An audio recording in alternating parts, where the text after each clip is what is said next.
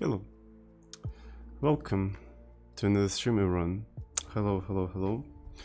Hello, Pascom Saya, Sasala 23, go on the third series Sergio Ivanhoe, Gnu Nicorn, John Atlanta, Jose, Shugiman, Yetanasov, Knazer, Trouser Down, I Good Duke. Hello, really glad to see you all. Today is Monday, if I'm not mistaken, and that means today, according to the schedule, we are continuing to develop our virtual machine in C. So the project is basically about implementing a virtual machine with its own bytecode and, most importantly, its own assembly.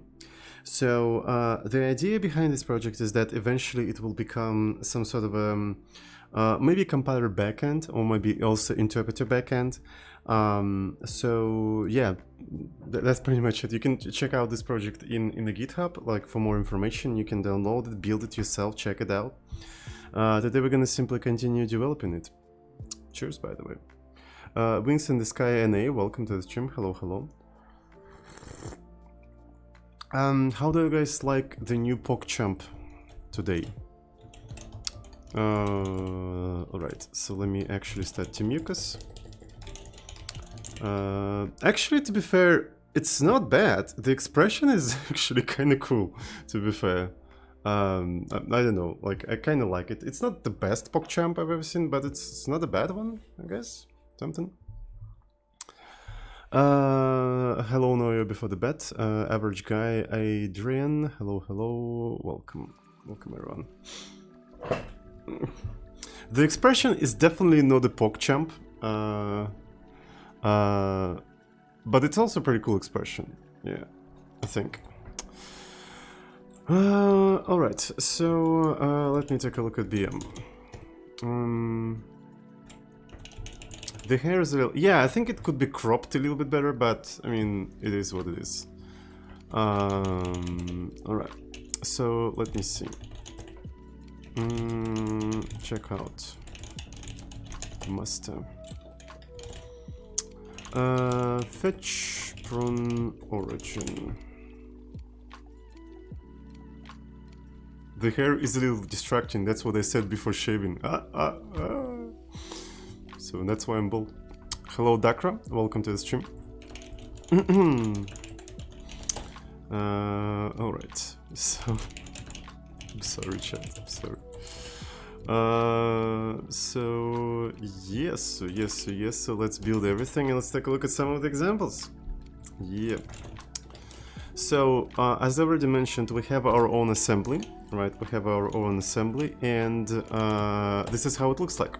We even implemented support for major editors, like you have highlighting for Emacs, you have highlighting for Vim.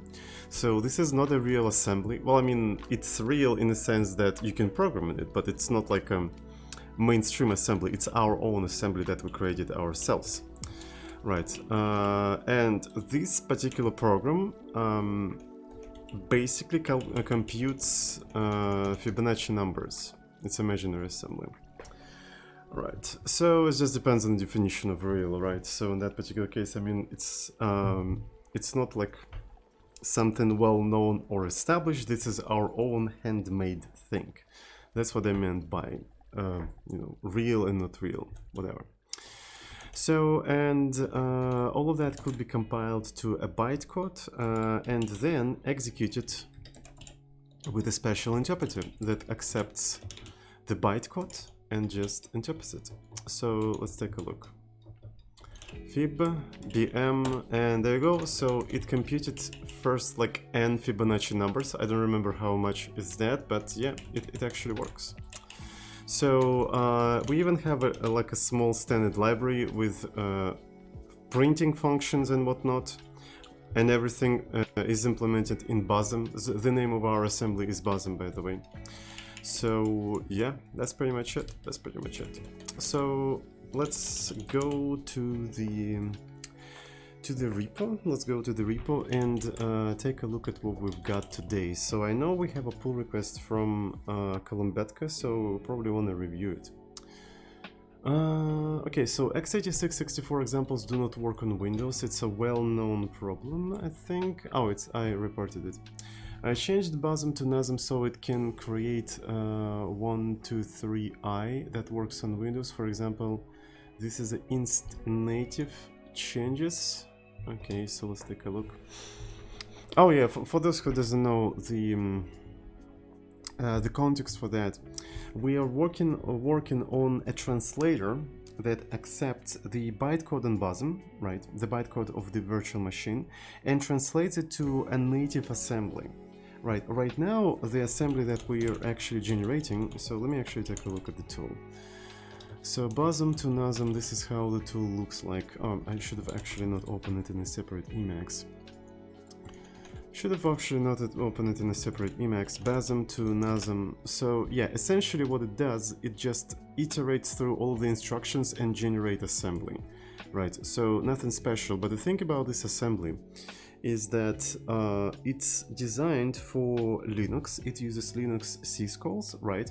And also it is designed for specifically x86-64, so you can only compile that for x86-64 architecture for Linux, right? And nothing else. And also for a very specific dialect of ASM, which is NASM, right? So it's a very weirdly specific, it's not like really, you know, general or portable or anything like that. And the reason why it generates that weirdly specific thing is because it works on my machine, right? Because I have x86-64, I have Linux, and the assembly I'm the most familiar with is NASM. That's why this weird combination of things. So, but eventually we want this thing to be more or less general, and this is, I suppose, what Kolumbetka is suggesting here. He is suggesting a couple of changes, and I want to ask, if I would create a pull request, how should I organize output of resulting executables? I have no idea, because the translator is not even finished for x86-64 Linux, so I have no idea how to organize anything. I don't have enough information for that, I'm sorry. So maybe BASM could take a flag architecture, probably. You could give it a try, I suppose. Also, probably, I don't know, again, like, I haven't finished the translator for Linux yet. I have no idea how to organize things yet. So, that's how I work, by the way. When I'm developing something, I do not plan ahead. What I learned over the years of software development is that planning ahead is a usually bad idea. You will always be wrong, almost always going to be wrong. So the thing is, you just keep developing until you start seeing a pattern, and then you just collapse this pattern, and this is how we gather information, this is how we know how to organize things. So to answer all these questions, I don't have enough information. Maybe it's going to be organized like that, maybe it's going to be organized differently, I don't know. That's my answer. Okay, add comments to ASM with labels from BASM. So is it related to any of the existing things? BASM to NASM now prints comments with labels from BASM source. Okay. That's why it's easier to debug x86-64 executable. When I emulate chars, I get surplus return with halt to make script more consistent. Rebuilds example even without arguments. Also, it can now automatically find and launch MSVC console tools. Okay, so like, I don't like this kind of pull requests that solve too many problems and also don't solve anything from the issue tracker. You just took a bunch of things, smashed them together, and just presented to me. And what exactly we're solving here? What exactly was the problem in the first place, and what exactly we're solving? There's just too many things, and it's just difficult for me to focus on anything. Like,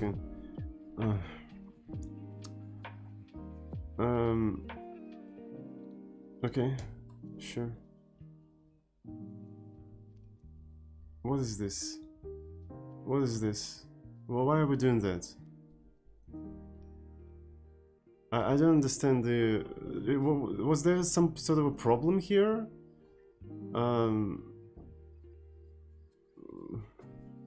Why people do that? Like... Alright, this is a good idea. Okay, I do agree with that. Labels probably also a good idea. chars return. Yeah, so this was a bug. Okay, I see.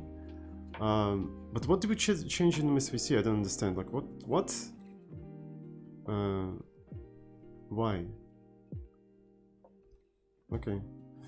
To make scripts more consistent, rebuilds examples even without arguments. So it can now automatically find and launch MSVC console tools. I don't understand the MSVC part, honestly. Alright, so it's just like, what? Let me fetch the latest changes from Column.com. Everything else apart from SVC makes sense, and I would merge like MSVC part. It just doesn't make any sense.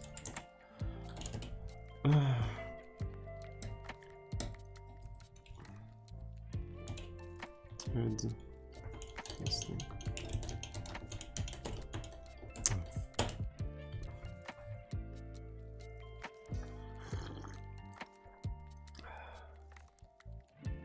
Okay, so ASM labels, and again, like it would be better if these were separate pull requests, right? So it's about ASM labels. Why do we have this unrelated to ASM labels things? It's just so difficult for me to focus. Like I'm gonna start rejecting pull requests that actually have too many things in their scope, even if they're small, right? So even if it's small, if it has too many, like too much scope, like jumps around like crazy, like I'm gonna just instantly reject it because it's just too much for me mental work.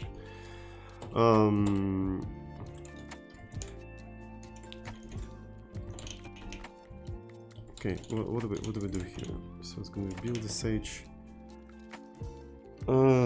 All right, and then x86. I want to take a look at the assembly. Okay, at least it doesn't break anything. At least it doesn't break anything. So in assembly, Fibonacci. Okay, where are the labels? Is that what you did here? Is that the whole thing? Also, it adds this space in here. Is the space necessary? Why do you add the space here? Are you intentionally adding that space there? Yeah, you intentionally adding that space there. Okay, sure.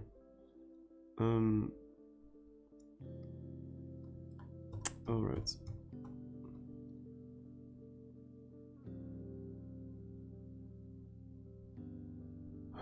If not define def environment.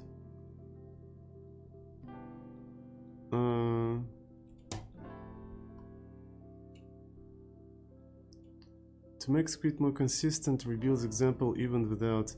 Also, it can now automatically find and launch MSVC console tools. I see what it means. Okay. Alright, I see. So it tries to find them there. I think, like, but what if... Is it gonna work on any Microsoft Visual Studio version?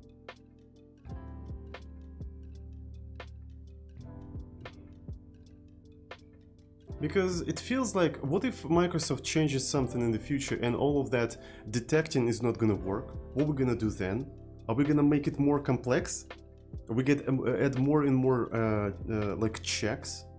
Maybe it's better to leave that for the programmer, right? Just require for programmer run it from the MSVC environment, whatever is that supposed to mean.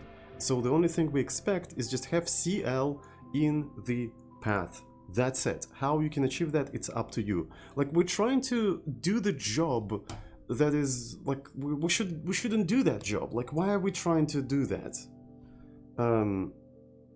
Is it really necessary to do that job?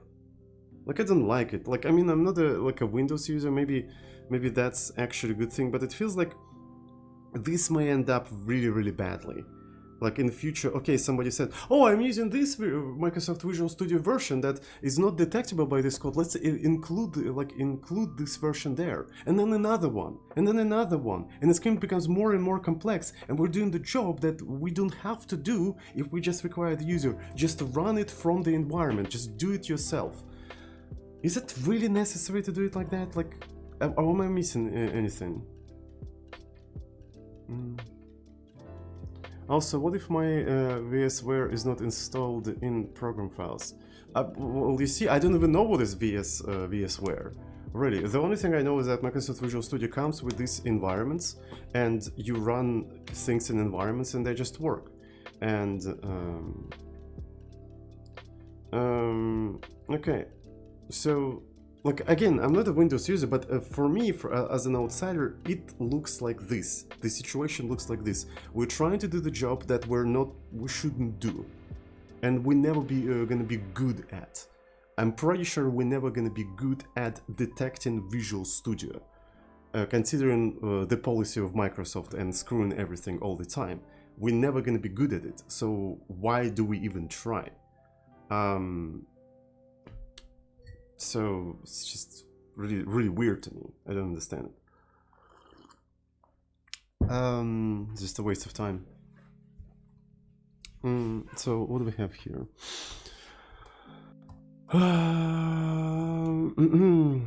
Okay, so and now I need to explain all of that in the comment here. First, this looks like completely outside of the scope of printing labels, right? So it has nothing to do with printing labels. Second, I'm not a Windows user, but this looks like a job that we should not even do.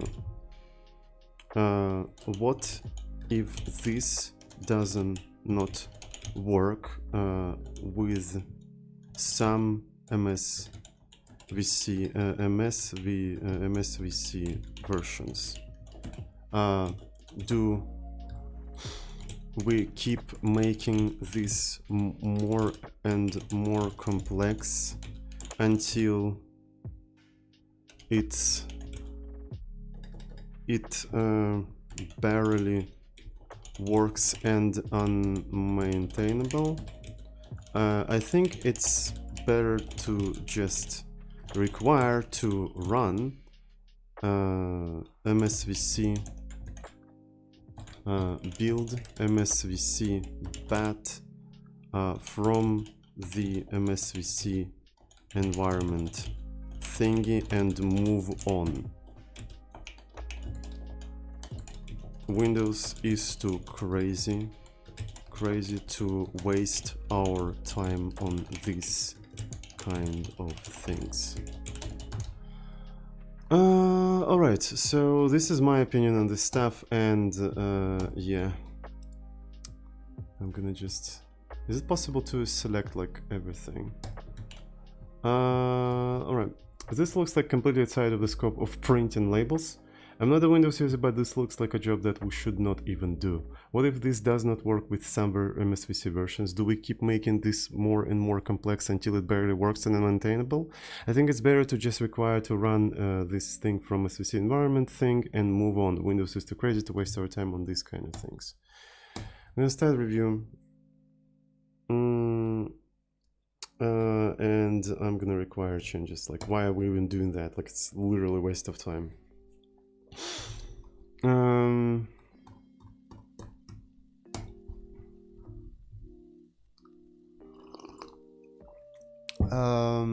Just run it from the environment, that's it. So literally, to build our program, we need one single tool, CL. Require users to make sure CL is available in path. How hard could it be?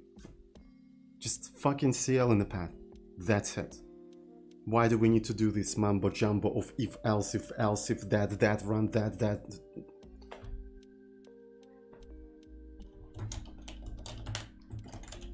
Seriously. Fucking CL and path. That's it.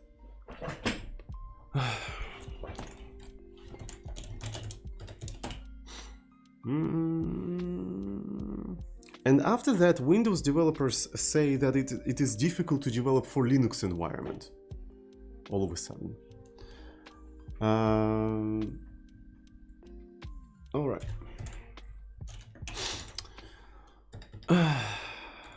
Okay.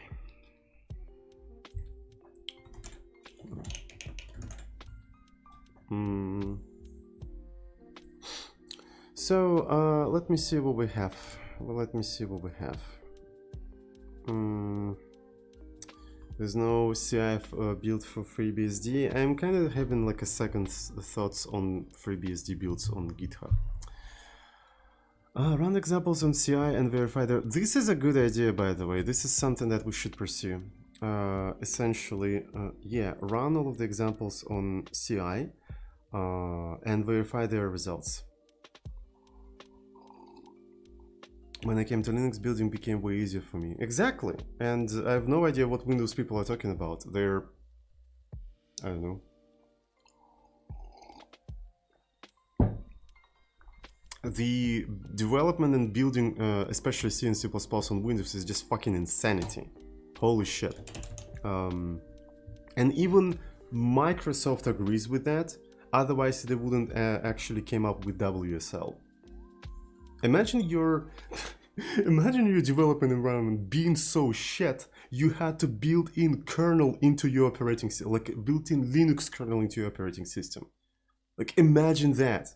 Like how badly you have to screw up that you're basically forced to include Linux kernel in your operating system. You have to screw up really fucking badly. And get into any actual language. What is actual language and how do you distinguish it from any other languages? Like what is not actual language? I don't really understand. Linux also included a Linux kernel though. Yeah, that's a good one, Penguin, yes. So yeah. Okay, so let me go here. So I'm gonna, yeah, okay. I compile languages with this interpreted language, and I assume that you mean by actual languages you mean compiled languages, right? And by not actual languages you mean interpreted languages. I see. So yeah, so compiled languages are a little bit more difficult on Windows, I can see that, sure. And interpreted languages are usually easier because you just have an interpreter that was compiled for you and it usually just works, right? Makes sense, yeah, sure. And in majority of the cases, if you're like a JavaScript developer, right, you don't even need to install anything because JavaScript interpreter is already installed on all of the Windows machines anyway, right, in the form of a browser, right? So yeah, I see what you mean.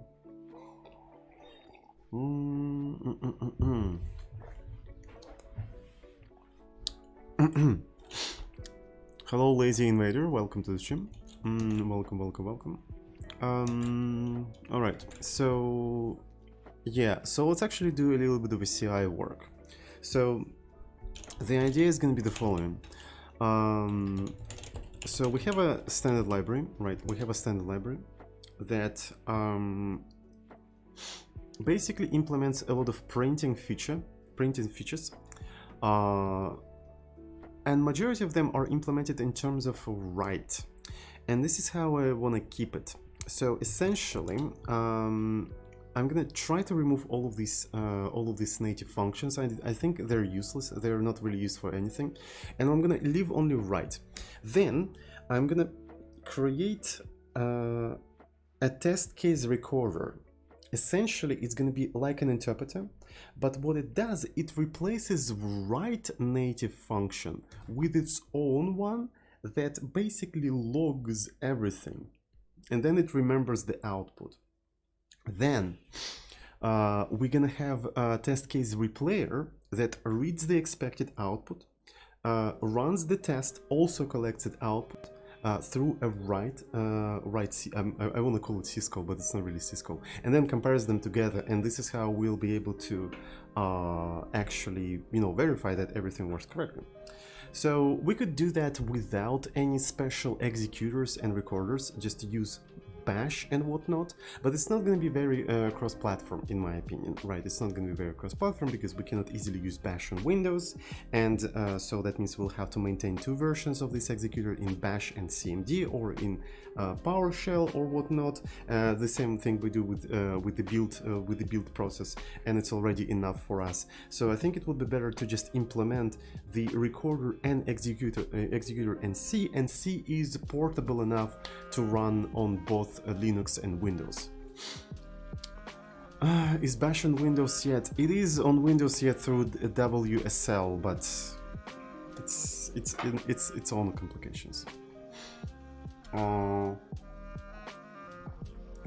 Even if it's easy, I still think my point of C being more cross-platform than Bash still holds. So yeah. So my policy is that I'm trying to be as portable as possible, and C is more portable than Bash. Yes, I do think so.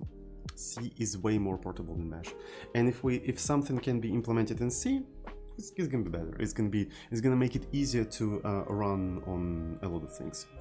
And I think the test recorder, executor, you know, asserter, whatever you want to call it, if it's written in C, it's gonna be better, regardless of whether we actually have Bash on Windows or not, because it's not really about Windows specifically.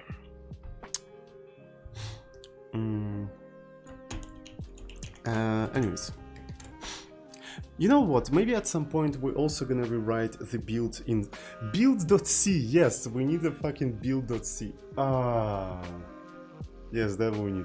So I had an idea of actually implementing, I'm not sure how many people remember that, so it's a very old idea of mine, is that instead of make files, cmake, build.sh, build.bat, just throw that out of the way, like just forget about it. Implement build.c. Yes, essentially use C as a shell. Right, so, and probably you'll have to have some sort of like a cross-platform layer, because executing external commands on Windows is slightly different, or maybe on other platforms and whatnot. But yeah, so essentially you're gonna have build.c, and the question is, how do you even use it? Well, build.c should be crafted so you can build build.c by just doing cc or cl or whatever you want. It should be as simple as just build.c, which is called bootstrapping the build tool. And then after you bootstrap the build tool, you run this thing and it builds the rest of your project, right?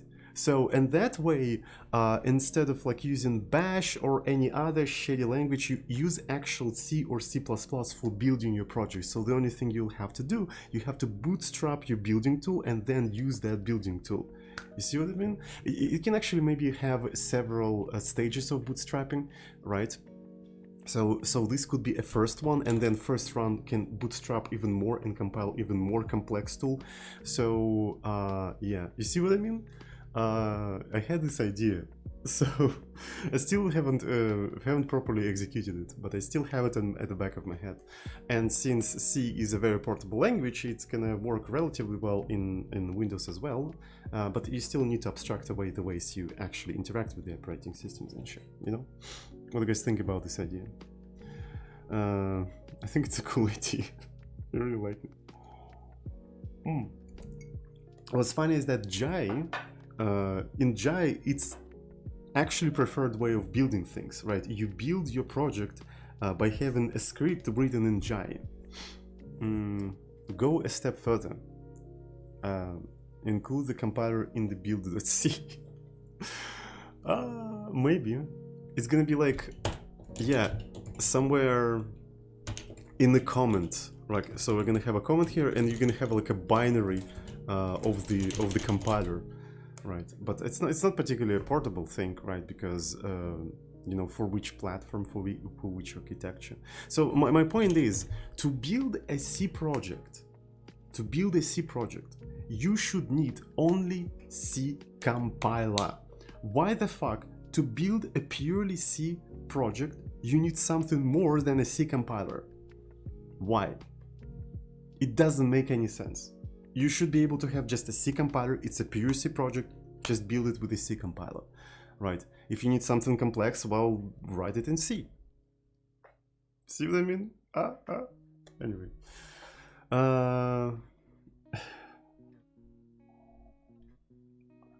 Write in C, write in C, write in C, oh, write in C. Pascal's not the answer. Write in C. Anyway, so yes. I'm sorry. I mean, who needs Pascal when you have Ada? Ada is just a better Pascal. It's just a better Pascal. It's just facts. Sorry. Except for facts, it is what it is. And it isn't what it isn't. Okay, so let's actually try to do that. So since I wanna do the recording of the examples by substituting the behavior of the write native function, my first programming language was Pascal. You're probably either old or a Slav, or maybe you're an old Slav. Yes. Alrighty. So what I want to do here is I want to literally get rid of all of the things. Is Ada a kind of a Pascal just because it uses assignment? No, it was actually heavily inspired by Pascal. You can Google up more about Ada. I'm 30 Brazilian. Nice. Cool. Same. But not Brazilian. Russian, actually.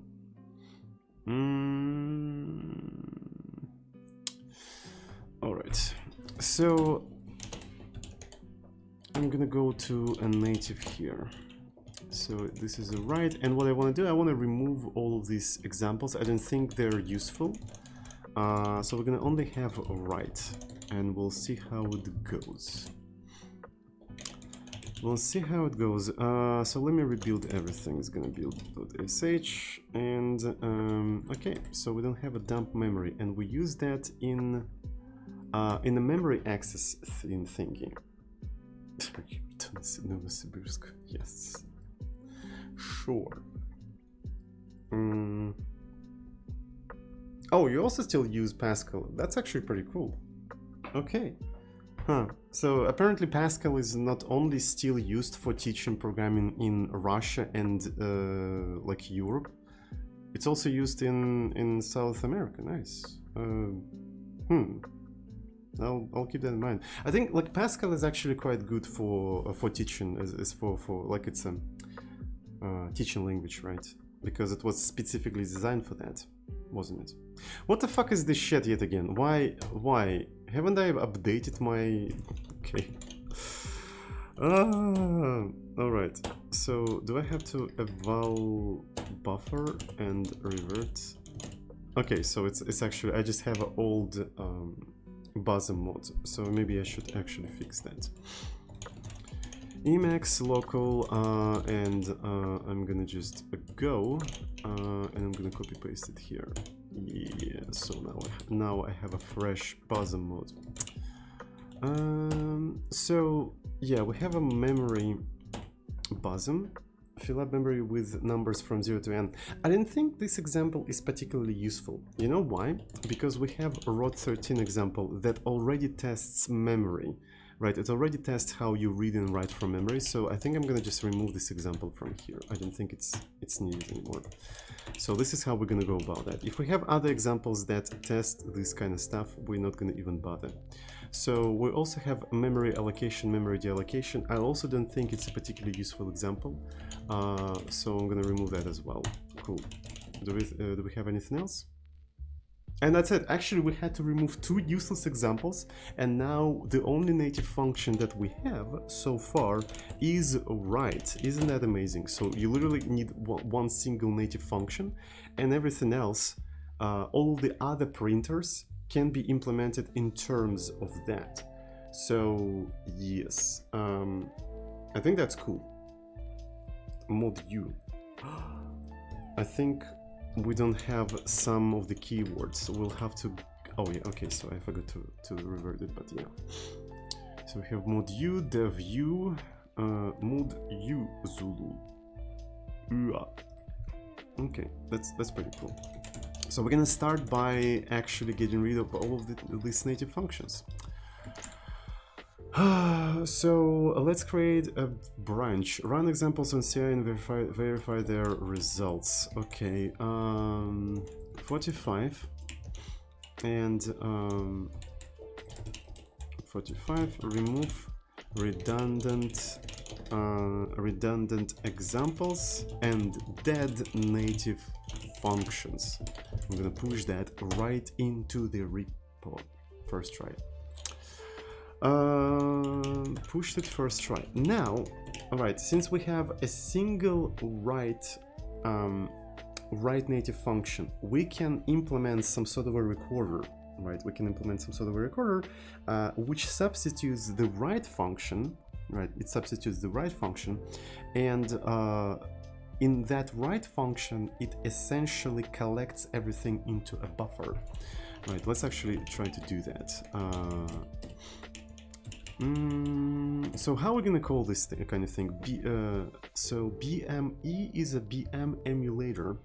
So maybe we should introduce something like BMR, which stands for like BM recorder, right? So what it will do, it will act like BM. It will exactly act like BM, but it will collect the output into the buffer and maybe save it to a file, if you know what I mean. But maybe it could be simply redirected or something, but I don't know, dude. I don't know. So let's just start implementing, and later we'll see if it's needed or not. So because yeah. So first we need to include bm.h. What's up, Lico13? Why are you crying? Why are you crying? Don't cry. Everything's gonna be okay. Everything's gonna be okay. We're gonna implement that feature on time before the end of the sprint, so we won't disappoint our managers. Don't even worry about that. So BM implementation. So right.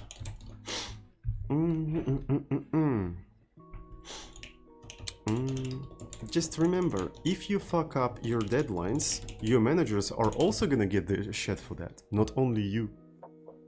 So just keep that in mind. Let that thought warm your soul every time you don't do your job on time.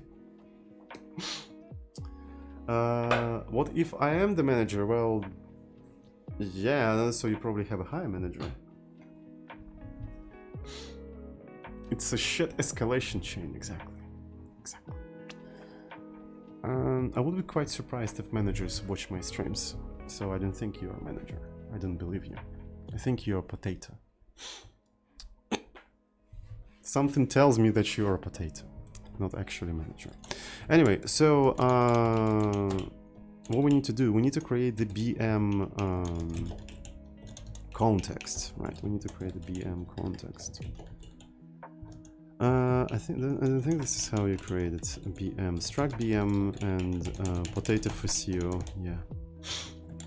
Right, so it's gonna be like this, and I also wanna fill it with 0, but it's quite dangerous to allocate it on the stack because it also contains the arena, right? Inside of it, it contains the arena, I think. Or does it? Oh, it doesn't contain the arena, so that's quite important. But but it's still gonna allocate it on static memory just in case.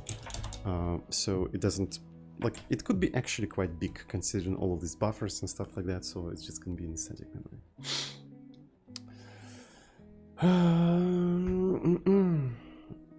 So managers has been banned. Well, yeah, here's the thing. The situation with software development management is very complicated. Majority of managers could be, like 90% of the managers could be pretty much fired.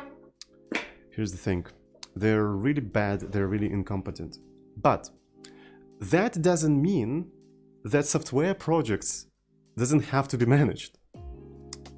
They have to be managed. we just don't have like competent like managers. So the people in the industry always complained about the like shortage of developers. There's not that much shortage of developers actually. We have shit ton of developers. We have a shortage of good managers, right? So and yeah, and we also have a very dangerous trend of thinking that just because majority of the managers are bad, we don't need management in the software development project. So I think this is gonna bite us in the ass really, really hard soon in the future, right?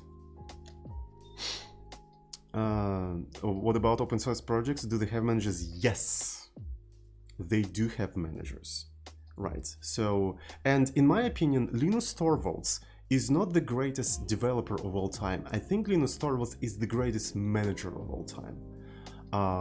Yeah, I do truly think that he's the greatest manager, not really developer.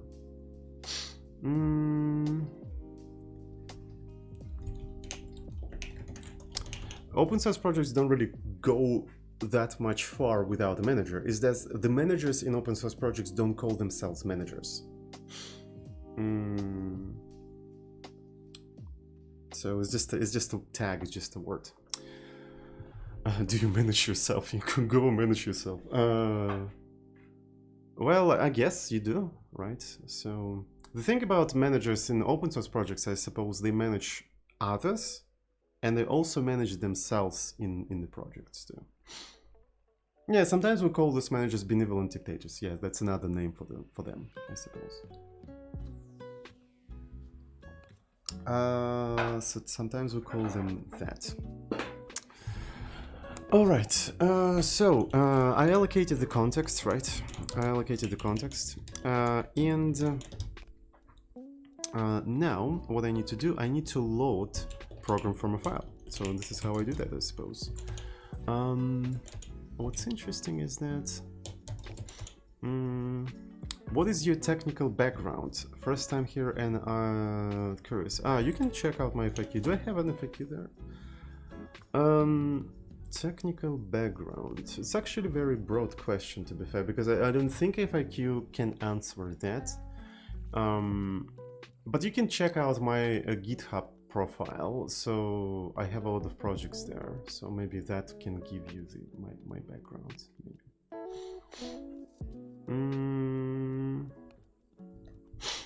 All right. So I worked in the industry in the past. I don't work in the industry anymore, but I keep an eye on the industry, and I don't really like what I see. So okay, so we need to do here. We need to probably read the file. So if RGC is less than 2, right? So we have to probably complain. So we're gonna say something.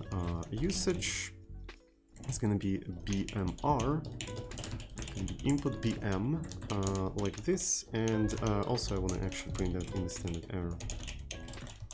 Std error, input file is not provided, right? And we're gonna exit with 1. There we go. So after that, I suppose, so the input actually is sister, so that means I can just directly use that thing. But maybe it would be even better to just save it somewhere here. So const file input file path, right? It's gonna be RGB1 input file path. So we managed to load the program from a file. Cool. We managed to do that. Also, I think I need to add a note on why I'm allocating that on a static memory. So I feel like I will have to add that note every time because people will ask it all the time. So yeah, and after that we may try to execute that. So loading the program is a one thing. After loading the program, you also need to load the native functions. Load native standard natives. There we go. The thing about standard natives is that they have a very specific numbers, right? So essentially native right is 7th native. But to be fair, I want to change it in the future since all of these natives are not used anymore. Right, I think I want to change right to be 0, right, and then we're gonna add more and more things in the future as we go. Also, do we have accurate size? Do we keep track of the size? Yeah, we do keep track of the size. So I guess I'm gonna do that in a very strange way. So first of all, remove redundant, actually dead natives from the list of standard natives. Dead natives are the ones with within the range 0 to 6, right? So the only one that is used right now. Okay. Also change the number of right native to 0. You know what? It would be kind of interesting to actually synchronize the natives to Linux syscalls somehow. Right? So essentially, basically have the same... Oh shit. Fuck's sake. Did it actually leaked anything? I don't think it leaked anything. Yeah, I didn't think it leaked anything, but it was a very close call, I think. I think it was a very close call. Shit, okay, so I have to be really careful. Whatever. So also change the number of right native to 0. Yeah, I think that should be enough. That should be enough. Okay, but I'm not gonna do it right now. So the way I'm gonna work around it right now is I'm gonna have a function. So record maybe BMR right, which accepts, which should return, I think, error, right? It returns error. It accepts the BM context, and I think that's it. So, and it's gonna be error okeg, at least for now. And the way we're gonna do that, I'm gonna do BM natives size is gonna be 8, right? Native size is gonna be 8. Do we handle the situation when a native is null, or do I have to use like a dummy natives? That's a good question. Dummy natives, so yeah, because BM native is a pointer, and when I'm trying to access something from there, do I check if it's... No, I never actually check for that. I never actually check if the native is null or not, but I should, I think.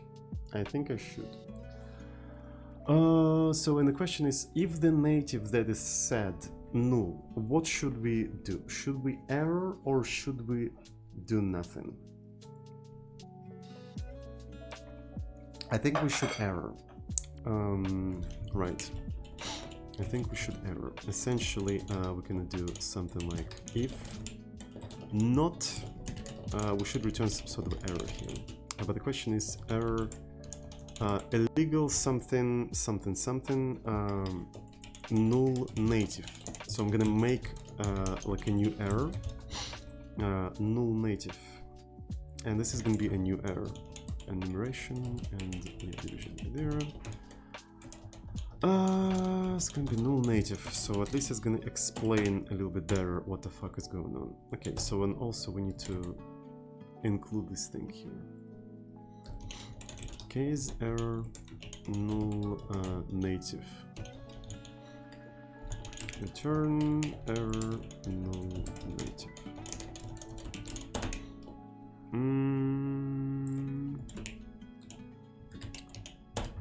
Cool.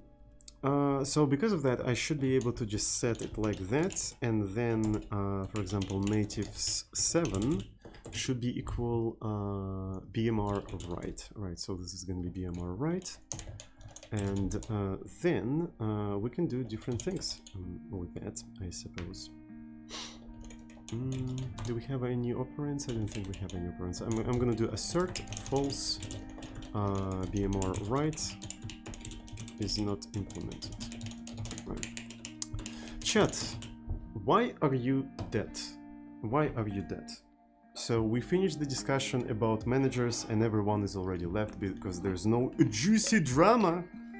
There's a boring software development. Am I right?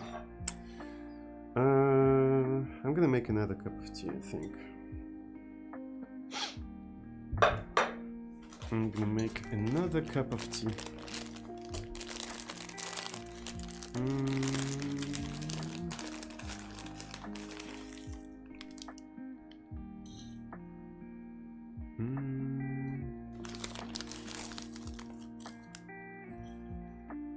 Don't know. I see.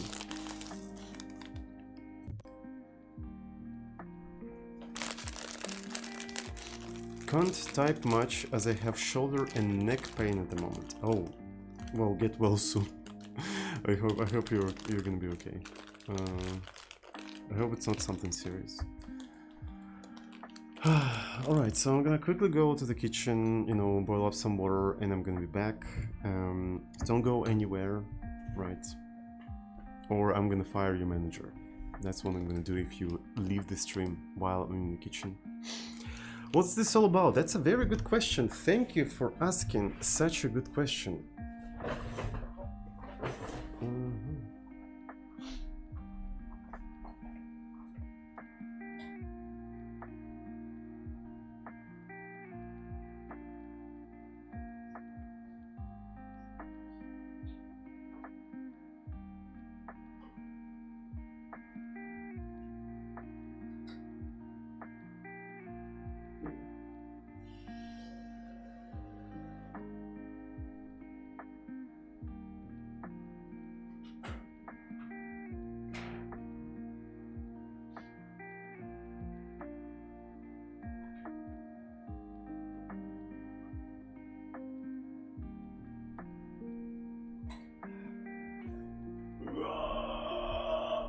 I'm back. Back. So how are you guys doing? So I'm just waiting for my kettle to boil up some water. And after that, we're gonna continue. Well, I mean, we're gonna continue right now.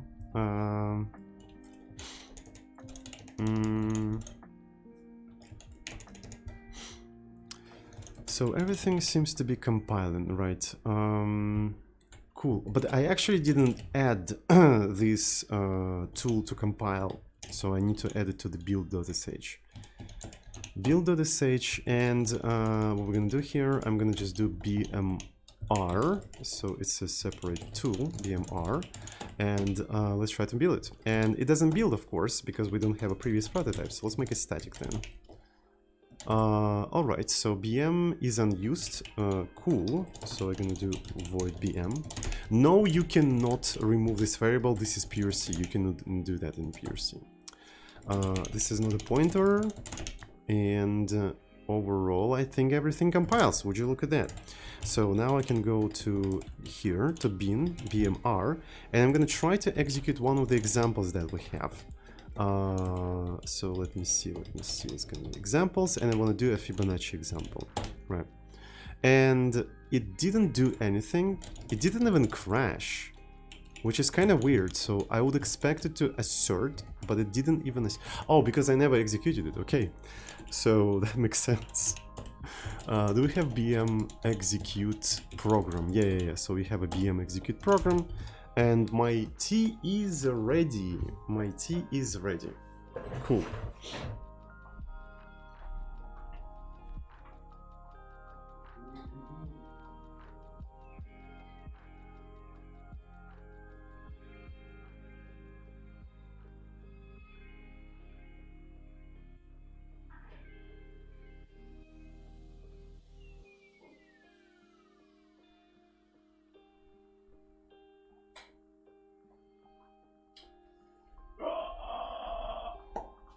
Hello.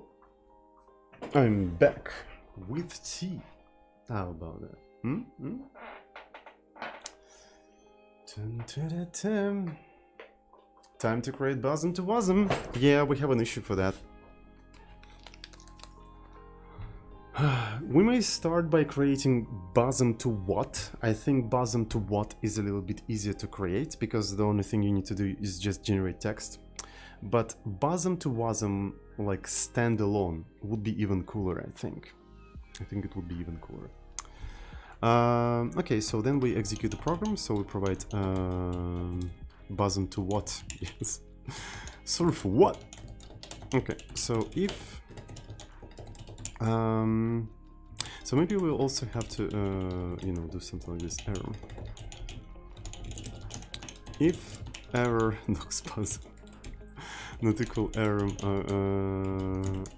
this, I'm gonna do printf std error. I'm just gonna do something like this. bm how do you convert it? bm error as sister? Yeah, error as sister. So this is what we have here. Error as sister. And that's how we do that. So it's gonna be just error.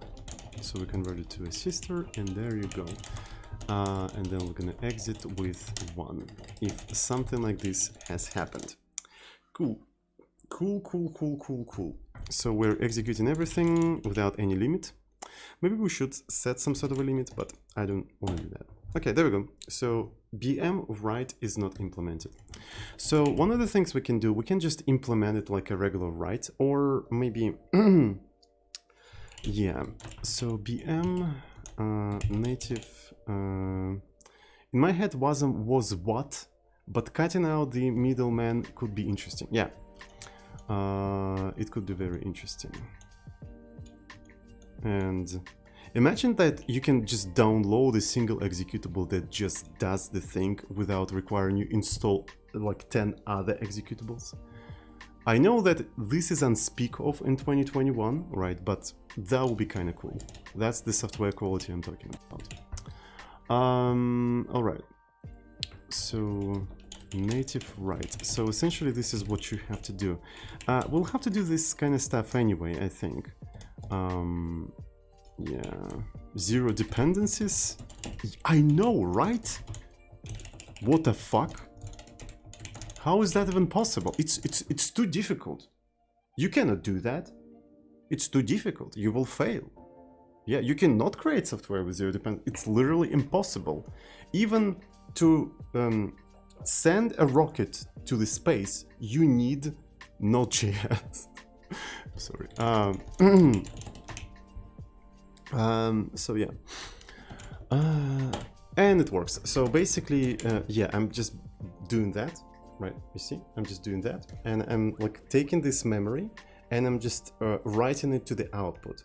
But now, since I have control over that, hello Cozy White Bear, welcome to the stream. How are you doing? Hello Creative Warrior, Mars Raptor, Dekarki. Hello everyone who just joined. I'm sure if I said hi to you, welcome. So, yeah, now instead of doing this shit, what we can do is something more interesting, right? We can have some sort of a buffer, record buffer, and we can have BMR record buffer capacity, right? And let's see what's the capacity of that buffer. Let's make 640 kilobytes. I think 640 kilobytes is enough for everyone. So yeah, and essentially a record buffer, and we'll probably also want to introduce something like size t, record buffer size, which initially is 0. So, and instead of writing this thing to the standard output, we're going to be writing that into the record buffer. Houston, we have a problem. Have you tried to remove Node.js and BM install again? Yes. Exactly, Sivani. Exactly. All right.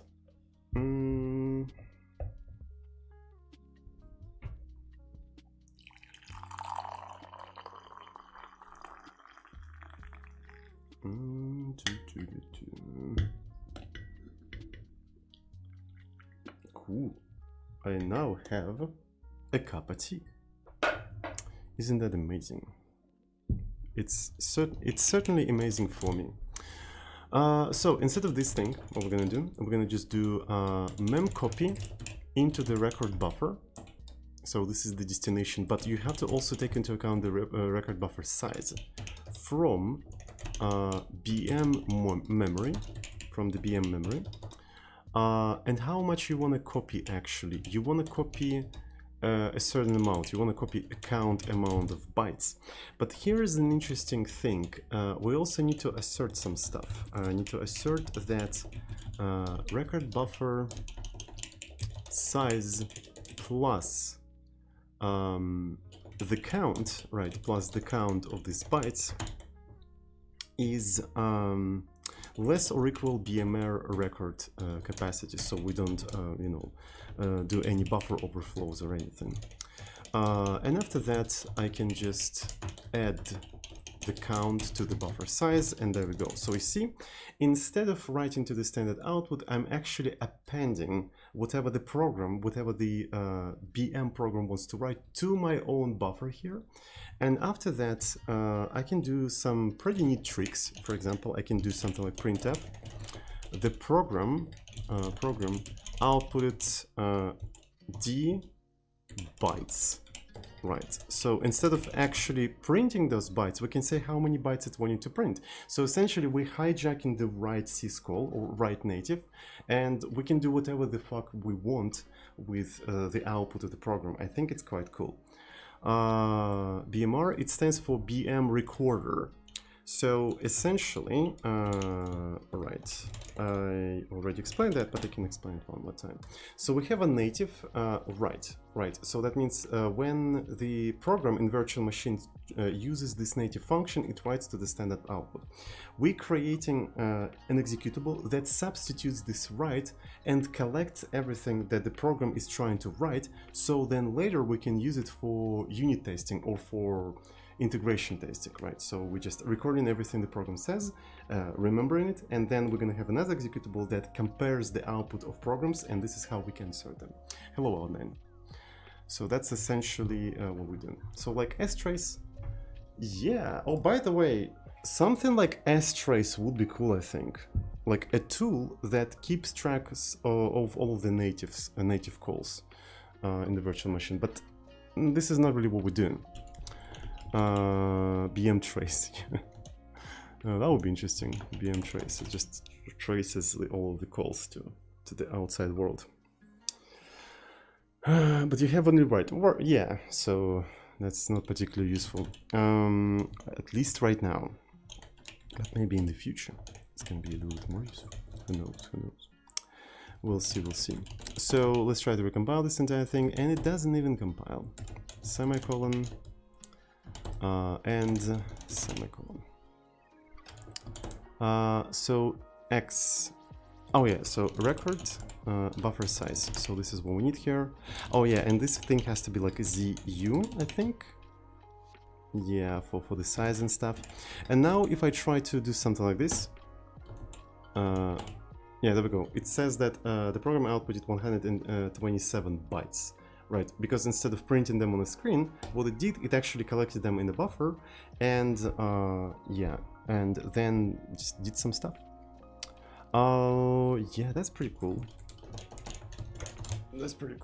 And now, what else do we want to do here? So we recorded something. Maybe we need to. The next thing we want to do, we want to save that to the file. But that is oddly reminds me of the file redirection. Why do we have to use like a separate program if we can just redirect the output of BME, right? But on the other hand, like what if we, yeah, implementing that in C is just more portable. That's basically the shortest answer here. Anyway, so here's the recorder, and let's actually do something like this. Output txt. So if it's going to be like less than 3, we're going to say input. Oh yeah, so we're reaching the state where I need to have like a proper parsing and stuff like that. So let's implement that. So for proper parsing, I need a function shift, right? Which I'm gonna keep copy pasting from different places because I don't know where to put it, unfortunately.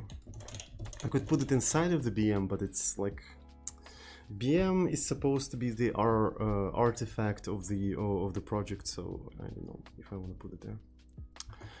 All right, so it's gonna be shift argc argv. Skip the program name, right? And also let's introduce usage. It's gonna be usage file stream. Let's move it here. Stream usage std error. Cool. And now we're gonna do what? If this thing is equal to 0, the input has not been provided. Also, you have a random and next to your fprintf semicolon.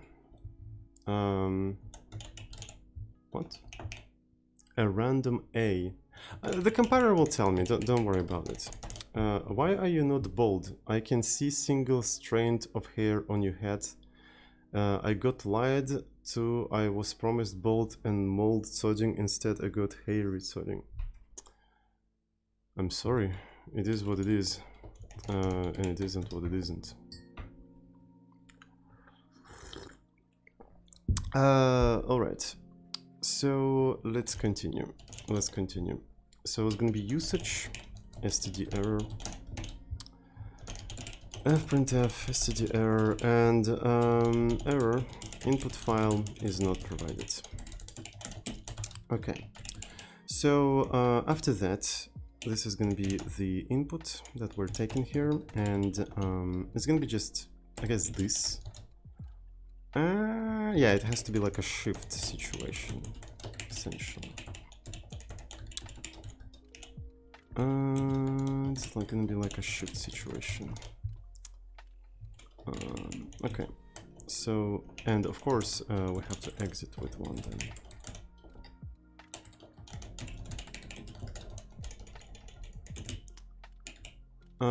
So, and in here, if after that shift we don't have that, so we have to say output file is not provided. Output file is not provided. So this is one. This one is going to be output, and this is going to be the shift as well. Cool. All right. So after we did everything, right? After we did everything. Oh, by the way, we can even probably at some point implement a dynamic thing that stretches, like stretch a buffer, so it can keep growing as the program tries to print more and more stuff. So I think, but right now it doesn't really matter that much. So, and what I want to do now, I want to dump the string to the file. And what's going to be the easiest way to do that? I can probably open a file, output file. So it's going to be f open output file path. So it's going to be write, but in binary, right? So I'm opening it for write and f close output file path. So if I couldn't open this entire thing, I'm going to just crash.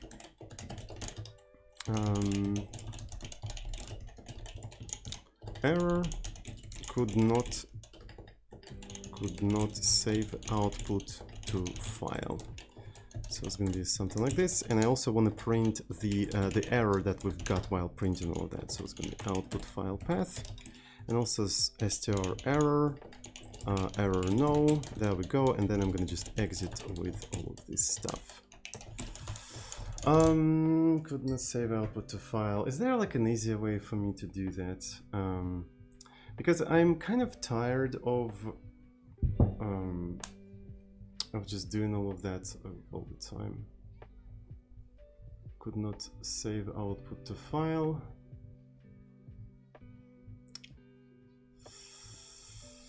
Essentially, I want to have some sort of a function, right, that, you know, panic.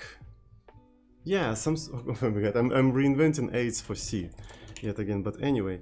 So it could be like a const char fmt, right? It could be const char fmt, and then it could have variadic arguments, and it would have all of that shit here, right? So the cool thing, yeah, it could be actually a panic error no, right. It could be panic error no, because it will also use error no to print all of this shit.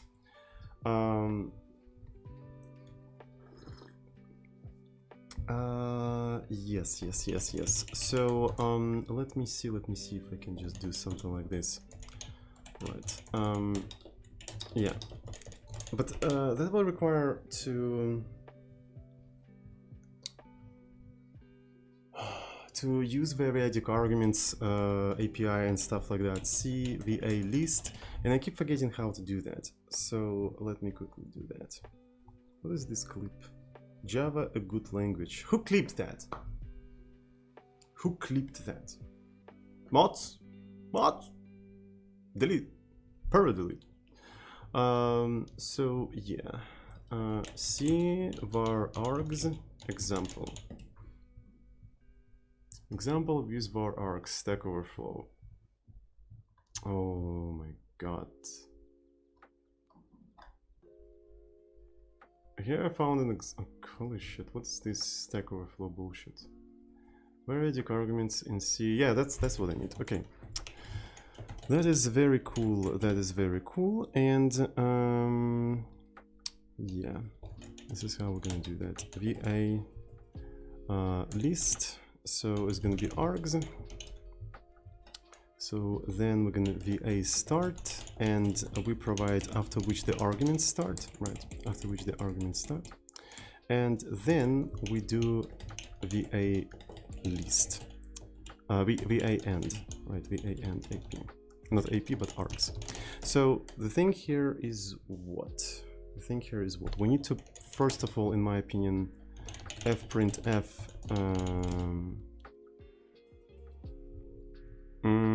What? Other way around, first args then fmt, really? Oh shit, I see. Thank you so much.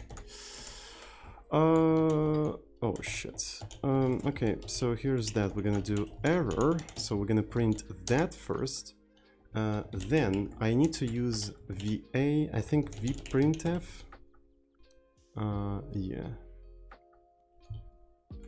So yeah, it takes this stuff, but in my case I need vfprintf, right? vfprintf, where I can provide std error, then I can provide fmt, and then it can provide the args, and there we go. So after that I will try to not touch arguments at all, and what I need to print here is essentially this thing, right? So it wraps this entire, like my custom message, into error and the output of error no, and then it crashes. So, and this is basically panic error no, and I don't have to worry about that. So I don't have to do any of this shit. I can just do panic error no, and I can just say could not save output file this, and the output file is going to be this. So of course I have to wrap it like this and just remove that. So, and yeah, I think it's a little bit better. And this is something that can be put maybe into bm.h, because I keep repeating that like pattern over and over again all the time. Yeah. To be fair, there could be like just panic that doesn't append error no, right? It could be just panic. So let me try to do that. Panic is going to be a const char fmt, right? Something like this. And what it does, it just does that. Like this. So this is just panic. All right.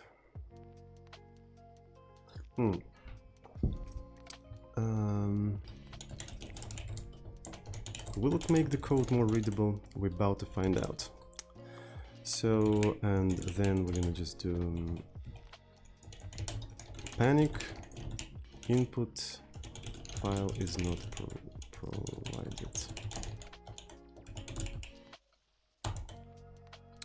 To be fair, this one automatically adds a new line, so maybe that's exactly what we need to do here as well. For the consistency. Right, and now I can just remove that, and I can now just do that. Isn't that amazing? Yeah. Input files not provided, output files not provided. Then here I can do panic error as sister. And panic error no will also provide additional error no stuff. I think it's a little bit better, maybe. Just a little bit. It doesn't even compile because you have to include all of the variadic argument stuff. Let me see. It's stdio, I think. No previous. Oh yeah. So this thing has to become like marked with static because yeah, we don't use it anywhere. Yeah. Also stdargs. Yeah. Thank you so much. Cool. Stdargs h arg, not s. I keep adding s for some reason. Alright, so and this one doesn't require this Emacs. What are you doing, Emacs? Cool, nice. So everything compiles. These are interesting helpers, but I'm not sure how if I'm gonna actually leave them in. So I'm gonna just continue using them, and we'll see. So after that, what I need to do, I just need to use fwrite. And I'm gonna just dump everything, dump the output there. So what we're printing record buffer. So, and size is a single size of an element that you're writing, size of record buffer 0. And the amount of these elements that you're writing is essentially BMR, record buffer capacity, and you're writing it into the output file, right? So, and after that, if error has happened in the output file, we'll have to do a panic error, and I can just copy paste this line, could not save output file. Right, there we go. And I guess that's it. So let me try to run this entire stuff. Okay, so I'm gonna just run it like that, and it says output files not provided. Okay, fib out, and if I take a look at the fib out, there you go, here's the output. Okay, so we have a recorder and stuff like that. Yeah, cool. It records the output of the program. So right now it actually outputs it in a very dumb way, like just text, but I think in the future I want to extend that output format to something. Maybe it also gonna output like end state of the virtual machine, right? And it's going to be like its own special format, and then the end state of the machine can be also asserted by the testing tool. So yeah, so basically it's like I have plans in the future for this specific tool. That's why it is like that. Alrighty, so let's actually commit these tools. JUnit, yeah. Almost like a JUnit. So the thing is going to be the following. You use one tool to record the behavior and the output of the program and dump it into a file. And then you use the second tool to basically assert that the behavior of the program is the thing that you just recorded before. BM unit, but JUnit is more about unit tests, right? So in this particular case, we're not really doing unit tests, we're more about doing like integration tests, where we just have a particular program and we just test everything at once, right? We just test the behavior, or maybe it's a behavioral test or something. Yeah, so this is the recorder of the behavior, and then we're gonna have evaluator of the behavior. So we'll see how it goes. To be fair, there's not that much difference between recorder and evaluator, if you think about that. So I can easily transform BMR into the evaluator with a special flag. So because the evaluator still need to do the same steps. It still need to load the program, substitute BMR with it, like substitute write with its own BMR write, collect the output, but then it needs to compare that output with an expected output. So, and it will also actually take the same amount of arguments. So maybe it makes sense for me to just introduce a flag that, you know, changes the behavior, right? It just changes the behavior in something. That's a cool idea. That's a cool idea. I pressed Control Q again. Why did you do that? Just stop pressing Control Q. What is Control Q? By accident. Yeah, I see. What does it even do, by the way? I forgot. Quoted insert.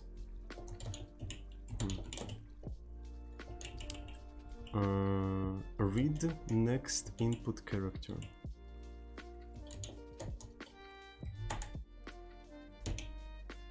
Wait a second. In Firefox it closes everything. I see. Huh. That's a very interesting function. Resume? Maybe. Read next input character and insert it. This is useful for inserting control characters. Ah. Wait a second. Can I insert like escape, for example?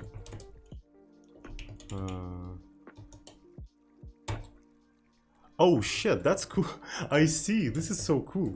Because, yeah, I didn't know about that. So essentially, if you want to insert escape control character as a character, you press Control Q and you literally press escape. And it inserts escape character. This is so convenient. Wait, I can probably also like insert like return. And it actually like does /r thingy. Oh, that's pretty convenient. How did I have that? Let me try.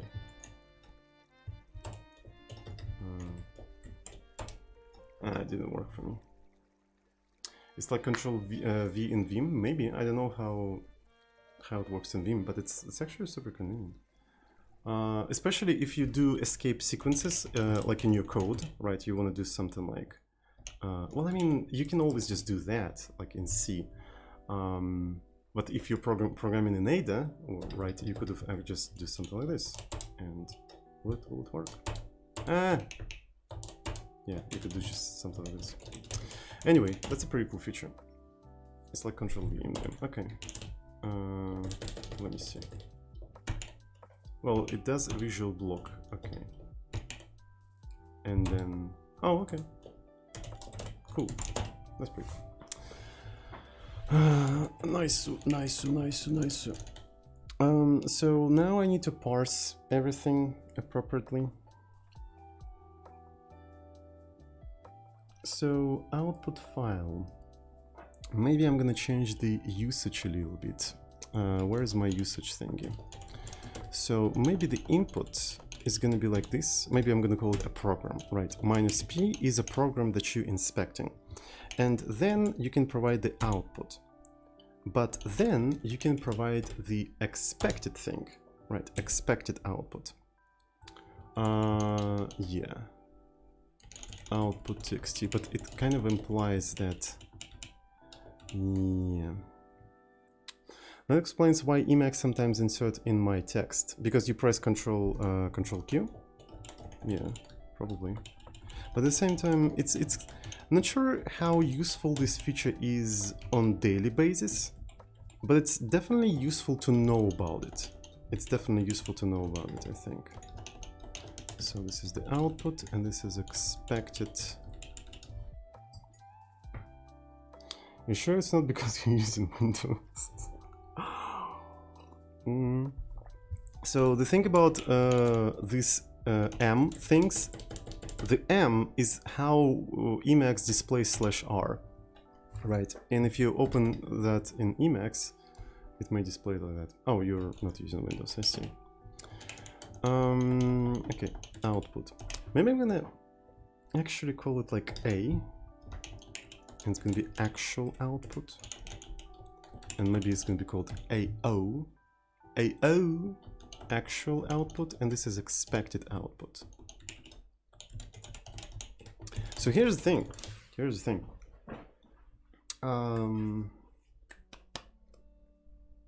Both of these things can be optional. If you provide actual output, it will save the output of the program to the file. If you provide expected output, it will test the output of the program against the expected output and fail if the output is not expected. So essentially, to record the output, you do BMR, your program BM, actual output, and you save it somewhere here, like this. So this is how you record it. Then, if you want to test it, you just replace it like this. But what's interesting is that you can provide both of them.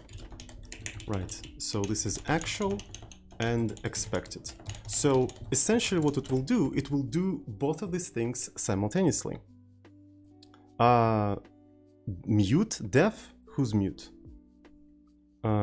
Is everything okay? Chat, can you hear me? Can you hear me?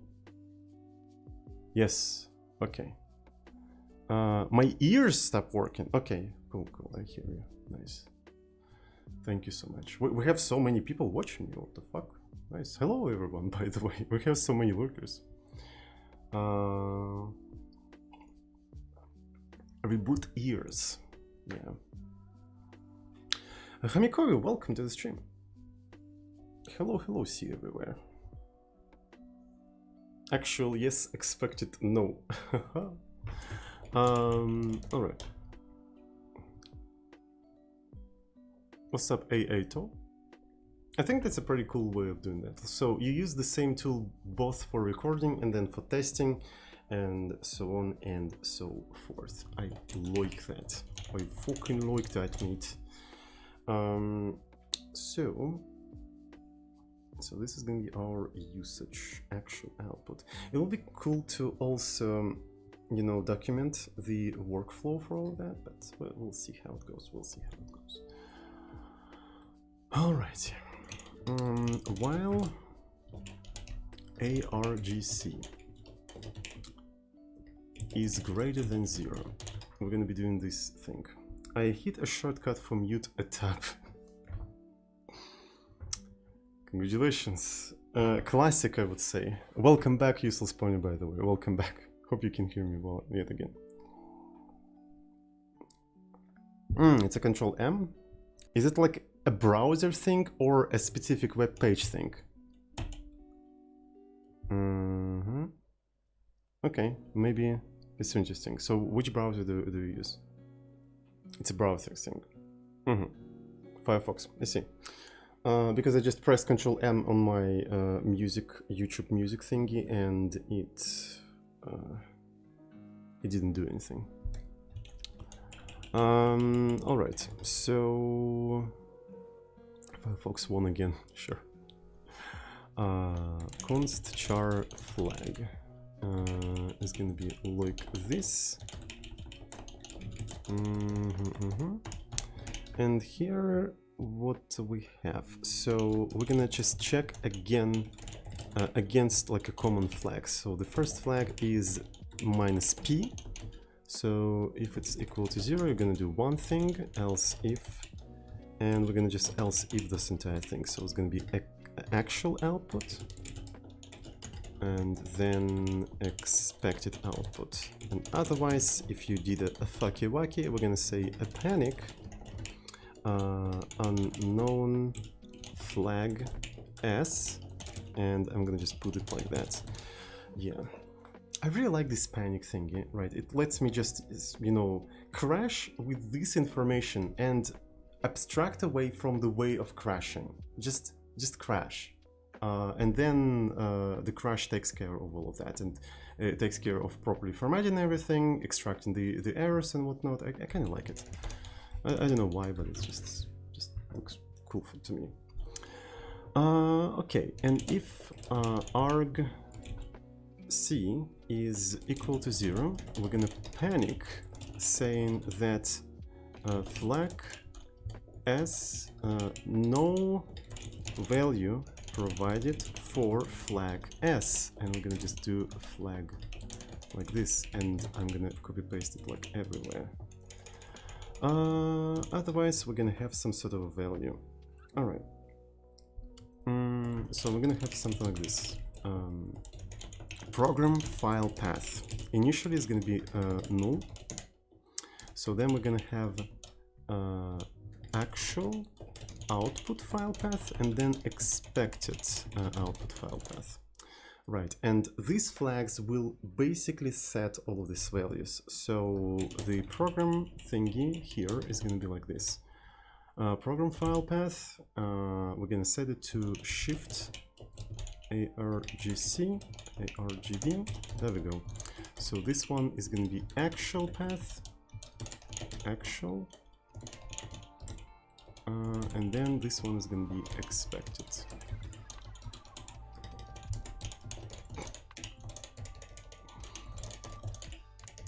I don't know why, but I kind of like today's PogChamp.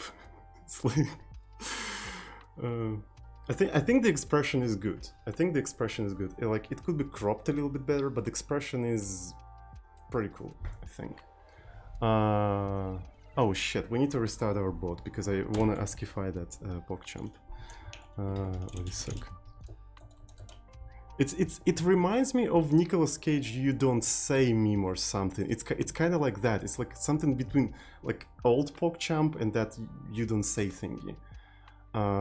So, well, the kitty one was cute, not gonna lie. But we can argue whether PogChamp is supposed to be cute, right? Maybe it's supposed to be cute, maybe not. Alright, so let me see. That described it. Yeah, it's very close to that Nicolas Cage meme, I think. Alright, so let me restart the vodka.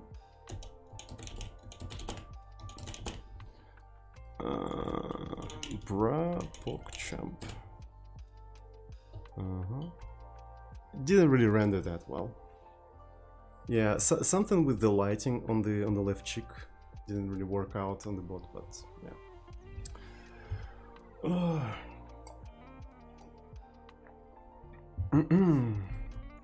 I think this emote could be a pretty cool Twitch emote by itself. I think there is like a place for this specific expression, but I don't think it's the PogChamp.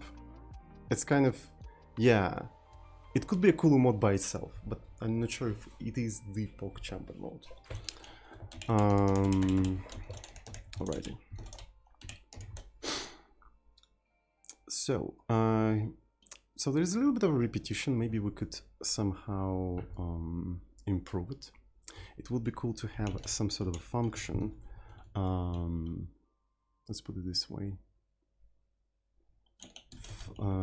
Parse flag, and it will accept parse flag sister, maybe parse parameter. We'll put a flag, then argc, and then argv, right? So since it's a value, parse value, maybe even parse sister value. And that probably could return something like this. Yeah, parse sister value. And we could hide all of that from there. So let me see. So I'm gonna try to introduce this function near the shift. Right, so it's going to be static, it returns const char, it accepts the flag name, and all of these values in here. And all of these values in here. And the way we're going to implement all of that... Oh, shit. Oh boy, oh boy. So it's going to be like this. Oh, I think I'm getting tired. Cool. And I want to copy paste this entire stuff there.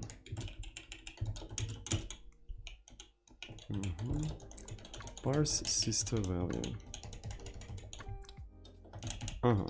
So if args equals 0, we're essentially just gonna panic. Otherwise, well, it's basically wraparound shift with a special thing here, with a special message. Why triple star argv? Why not star star? Because we need to modify the pointer to RGV, right? So we have a pointer to RGV, and this function is supposed to modify the pointer to RGV. And what is the way to modify a pointer to RGV? Well, you need to have a pointer to RGV. That's the way to do that, right? At least in C, there's no other way to do that. Does it make sense? And hopefully that makes sense. Well, I mean, you asked first. 3-star developer.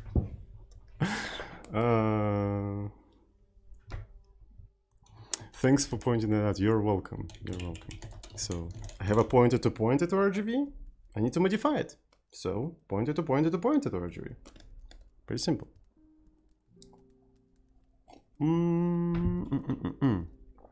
If I were in C++, I would probably make it a reference, but I don't have references, right?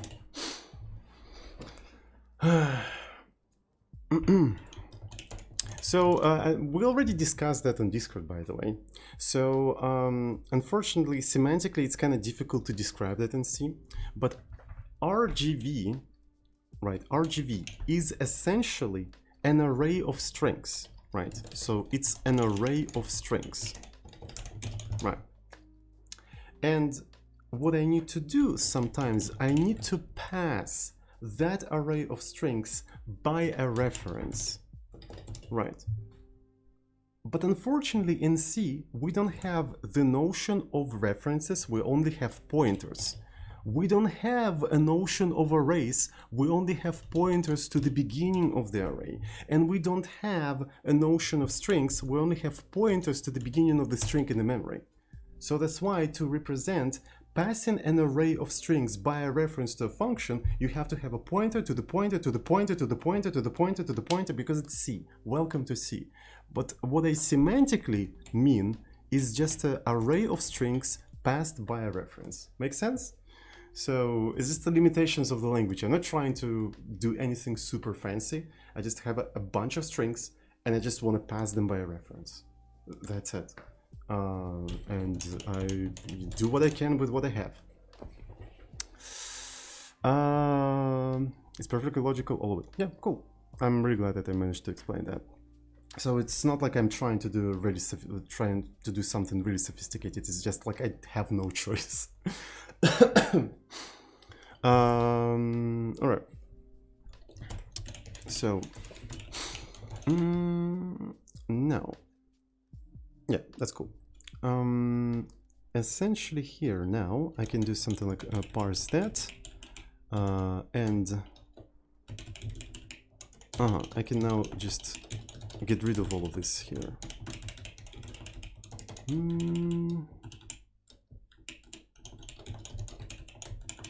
That's pretty cool. So that's how we parse all of these arguments. And what's cool is that you can parse them in any order you want. You can pass them in any order you want. We iterate through until we have, we basically loop until we have any tokens to consume. We check the flag and we parse corresponding value. And that's the whole argument parsing code. And what's funny, we don't need this thing anymore, right? So yeah, that's cool. But what we need to check here, there is one argument that is mandatory, right? So the program file path. Program file path. If program file path is null, we'll have to panic, we'll have to fail, right? We have to use usage std error, and then we're gonna have panic input program file path is not provided. There we go. Let me take a look at the usage. Yeah, program. Cool. After that, okay, so we have at least program file path. So we handle it and we execute it, and you know, the usual stuff. We handle it and we execute it. So now, if you do have the output file path, we dump it to that file. That's one of the things we do. We just dump it there, but only if you provided it. Right. If you provided the actual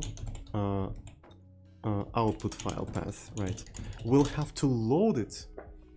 We'll have to load it first, and compare it to the one that we collected. Right. We need to compare it to the one that we collected. How are we going to do that? So in BM, we have a pretty cool function, slurp, arena slurp file, right? So essentially what it does, it accepts the input file path and it loads it all into the arena. But you need to allocate arena somewhere, right? You need to allocate that arena somewhere. The question is, where are we going to allocate it? Let's allocate it somewhere here. The structures, arena. So arena is actually pretty big. I think it's around 1 gigabyte. It pre-allocates like 1 gigabyte. So that should be okay. So arena slurp file. Let me take a look at the signature of this function. So the thing is, it accepts file path as a string view, but it's not that big of a deal. I think you can do sv from system and you can just provide expected output file path, and then we provide the arena, and that gives us the expected output. Yeah, so this is the expected output. Cool. Another thing. So now we just need to compare this entire stuff to our buffer thingy. So you know what's interesting is that this buffer is kind of similar to the arena. What if we basically instead of using like our own buffer here, also have our own separate arena, right? Like right here. So arena, actual arena. Right, actual arena, and it's going to be filled with 0, and it's going to be static value, blah blah blah. And right, essentially when you try to output something, what you're doing, you are allocating a new memory, right? So a chunk of memory, chunk, arena alloc, and you just allocate this amount of bytes, and you mem copy these bytes there, like this.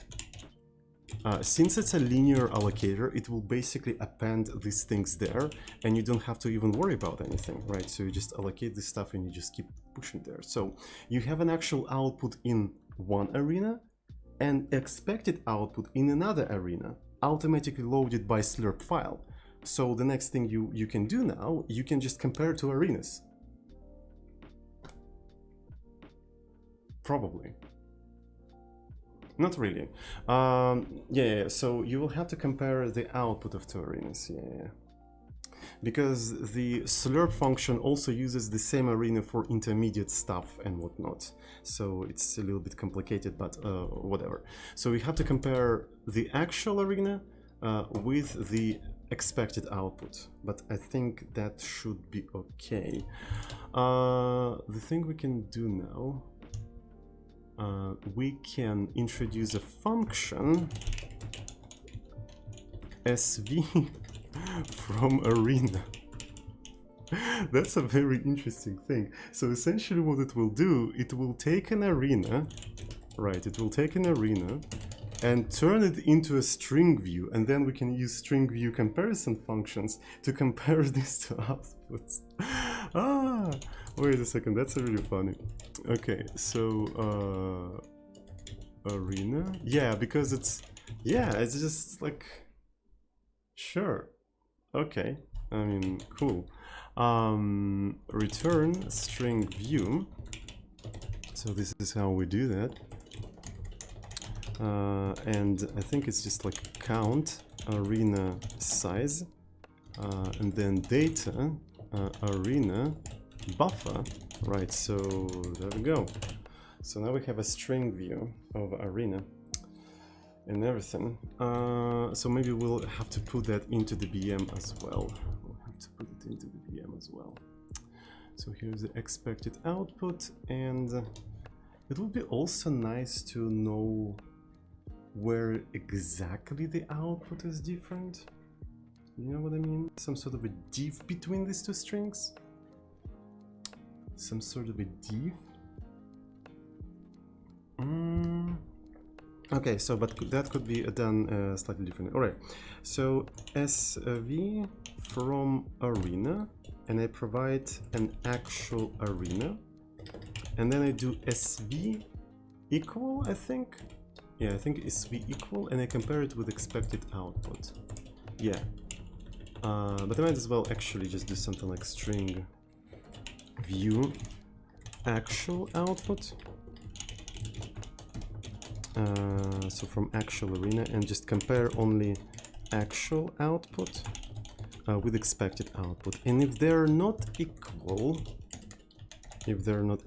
we can say something very angry. I don't know, panic. Expected output is not equal to the actual output. You see, very angry message. This is a very angry message. So otherwise we can just print something expected output. Okay, so okay, that's nice. So yeah, that's pretty cool. So we have expected output, then another thing, and overall everything looks okay. Where's the arena, by the way? So I use this arena. I think it would make sense for me to put it somewhere here, because I want to limit where it could be visible. Might as well call it expected arena, because we have actual arena, and so that makes sense to have an expected arena as well. But you have an actual and expected arena, and there you go. There you go. I think that's cool. Is it gonna compile or not? Is all of that going to compile? All right, so SV from arena, no previous prototype. Okay, let's make it static. Anything else? Panic, we don't, oh, panic has to be declared a little bit higher. All right, so let's take all these panic helpers and put them up above anything else, because apparently they could be reused by a lot of other functions. So what is the count? Oh yes, so you have to provide the actual arena. Alrighty, so do we have anything else? Input file path. Oh, I see. So this is called program file path. We renamed a program to an input. So then if we have, so this is not really an output file path. I think it's actually called, or should be called actual file path. Right, so it's an actual file path.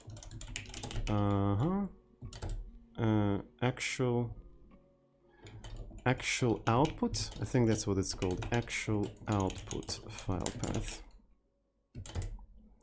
We don't have a record buffer. Oh, okay, so that means now we need to dump that file there as well. Okay, so it's gonna be actual arena buffer, and actual arena size, and I think this is not really necessary. All right, so actual arena has to be a pointer.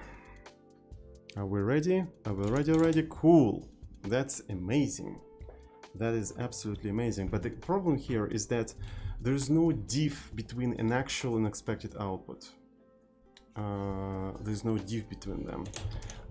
Okay, VMR does not print a diff between expected and actual outputs, right? doesn't print a diff, and we could use like external diff command, but I don't like that. Can we just implement like diff between two strings ourselves? Is that a thing we can do? How difficult it is to implement the diff algorithm, by the way? Does anyone know? So, I mean, something like Levenshtein distance or something, but that could be an interesting stream. Call git diff. Nah, I don't think so. Alright, so overall I think this is more or less good. I'm more or less happy with what I see here. And let's see how, like, the actual workflow with this tool. Right, so you run the tool, this is what you see. So you're supposed to provide the program, right? You're supposed to provide the program. Let's provide the program. Build examples fib bm. Right, and it does nothing if you just provide the program. So, which is kind of an unintended behavior, but I think it's pretty much a user mistake. And I think if nothing is provided, if, for example, actual output and expected output never provided, we should throw some sort of explanation. I think it should be like explained. So yeah, after that, if actual output is equal null and expected output is equal null, we also should do something like this.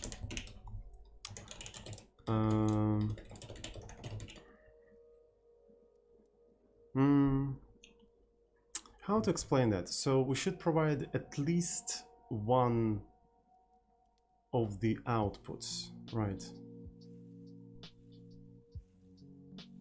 Let's put it this way, or at least this or this is expected, right? But if you provided neither of those, it's not the correct way of using this thing. You have to provide at least actual output or at least expected output if you test the text. Okay, so if you provided like an actual output and you now do something like a fib output, right? It's segfaults. Nice. Thank you so much. What the fuck? That's all right. Let's see where exactly it's segfaults. Let's see where exactly it's segfaults. It's going to be GDB, bin PMR. Well, segfault is actually a pretty good thing, right? That means we can at least know where exactly it does that. If it starts corrupting stack, for example, right, it's a way worse situation because we may keep troubleshooting like forever. All right, then I can just run this entire thing and see, and it's something SV from string. Okay, so SV from string, it actually starts somewhere from sister. So there's the only place where we do that. SV from sister. Oh, I see. Yeah, I just copy pasted. I just copy pasted here, so we have to actually have like separate checks here. Classic Zozin. All right, so now let's go back to where we were. Exit already. Okay. So you can provide the output, and it collects the output into this file. After that, if you change this to expected output, it evaluates and checks if everything's correct. Now, if you update the output and remove something from it and rerun it again, it says expected output is not equal to the actual output. Right, you see? So this is a testing tool. It can record the output of the program, and then it can evaluate the output of the program and compare it to expected one. That's why we have two flags, the actual output and the expected output. The actual output will just save or record to a file, then you can commit it and use it in your integration tests, and then expected output actually tests everything. And what's interesting is that you can do that simultaneously. You can use both of them simultaneously. So we can do fib expected output. Actually, it could be something interesting, right? So first we save actual output, right? Yes, first we save actual output and then we save expected one. We can do things simultaneously. So the actual will be saved into expected out, right? And then it will be tested with the same file against itself. And yeah, it worked. That's actually cool. Yeah, it's dumb. It doesn't do anything, but you can do that, right? So you can basically update and test simultaneously. But then once you have the expected one, you can separate them into actual and expected one. Just check everything, and now you have an actual one. And then you can do a div between them, fib actual out and fib expected out, and they're the same. So yeah, that's a very flexible tool, and I'm super proud that they came up with this design, with the design for this tool. That's very interesting. You know what would be even cooler? If this tool were able to provide some sort of div. If it were able to provide some sort of div. So it doesn't have to be perfect div, to be fair. It doesn't have to be perfect. It could be something like we compare these string views line by line, right? We compare them line by line, and then we stop at a particular line, right? And just say, okay, line N is expected to be this, but it was this. And that is already a better thing that we have here, right? So I think that's already better, and this is something that we could easily implement without going into dynamic programming and actual diff algorithms and stuff like that. And to be fair, implementing like an actual diff algorithm that is used by a diff tool is not really needed for us, because we need to introduce like a human readable error. I would argue that diff tool is not designed for producing human readable errors. This is actually a very important message. It's not designed for producing human readable errors. Diff designed for producing human readable patches. That's very important distinction. Right, so that's why I don't think it's suitable for producing human readable errors, because it's designed for producing human readable patches. Does it make sense? Right, I think it makes sense. So for human readable errors, I think we need something else. Anyway, before we go into that, I want to commit whatever we have already.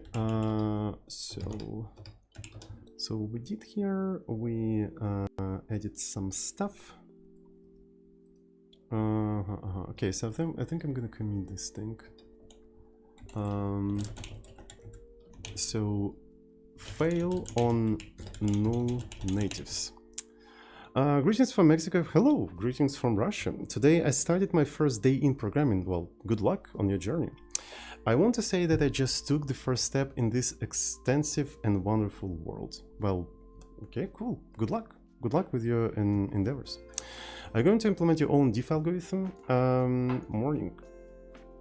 Yeah, not really, but I'm going to, not in the scope of the current project, by the way, not in the scope of the current project, but I do have plans to do some sort of like a Friday stream where we go into like, you know, details of how diff algorithms are implemented. I don't really know how you implement diff algorithm, but from my days in competitive programming and actually sitting on Codeforces all day, I remember there was a discussion on Codeforces. By the way, Codeforces is also a forum, if you didn't know, guys. It's not only competitive programming like a place, but it's also a forum. There's like these posts. People can post things and then they can comment down below. And also post memes, apparently. So yeah, I'm telling you, Codeforces is actually a pretty good place. And I remember like a long time ago, there was a discussion on diff algorithm. Yeah, you can actually describe Codeforces as a social network for competitive programmers. And there was a discussion there on how you implement the diff algorithms. And I remember from that discussion that it's something dynamic programming. Something dynamic programming, which I'm not surprised, because the closest thing to the diff algorithm I can think of is probably Levenshtein distance. I think you can actually draw a lot of parallels between the diff algorithm that is used in patch tools and whatnot and the Levenshtein distance, right? Maybe the diff algorithm is more complex than Levenshtein distance, but still. And Levenshtein's distance is a dynamic programming algorithm. So I think the principle should be kind of similar in implementing diff. What do you guys think? But again, I never implemented it myself. I never read anything on it except the discussion on Codeforces. But it does make sense to me. Do you still participate somewhat nowadays? From time to time, but I'm too old for that. I'm sorry. So,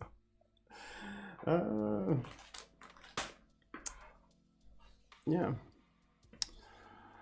Hello, Rodriados. Welcome. Anyway, so fail on null natives. So this is what I wanted to do. This thing. Okay. You can implement Mayer's diff algorithm. You already Googling about diff algorithms. All right. Okay, that sounds interesting, actually. So there's like a paper on that. ND. Okay, so what is N and what is D? Okay, so let's actually read that. The problem of finding longest common subsequence of two sequences A and B and the shortest edit script for transformation A into B have been long known to be dual problems. In this paper, they're shown to be equivalent to finding the shortest longest path in the edit graph. Oh, edit graph. Oh shit. So is edit graph basically the state of the document? Right, so you have vertices that are states of the document, and actions are edges between the states of the document. And it's holy shit, this is so cool. I want to implement that. Oh fuck. Oh, I like this. Using this perspective as simple. Oh my god, like it's just enough of a single sentence to explain that. Okay, that's so cool.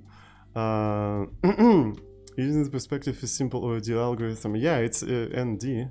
Where N is the sum of the lengths A, B, and D is the size of the minimum edit scripts for A. The algorithm performs well when differences are small, sequences are similar, and it's consecutive. Okay, that's thank you so much, Odin. Yeah, we're definitely gonna look at that maybe at one of the Fridays. Holy shit, this is so cool. I like that. Oh my god, yes. Yesu, kawaii desu. All right. So, but yeah. Let's continue. Actually, I think a slight better one is this one. Publications. All right. Let me take a look.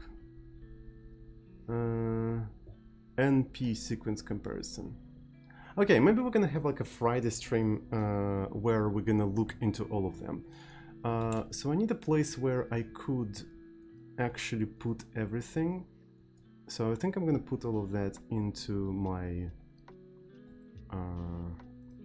yeah, I'm gonna put that in the Discord because a WME command is not working anymore. So what essentially I'm gonna do, I'm gonna put it in a promo. So then after the stream, I'm gonna look into all of them and just, yeah. So, and by the way, if you want to join the Discord server, you can do that here. Let me double check some stuff. Yeah. Cool. I'm using Discord as a as a to-do place, right? I put some notes there. Yes, I think it's quite convenient, in my opinion. Alrighty. Cool. Introduce BMR tool. Let's push that right into the repo.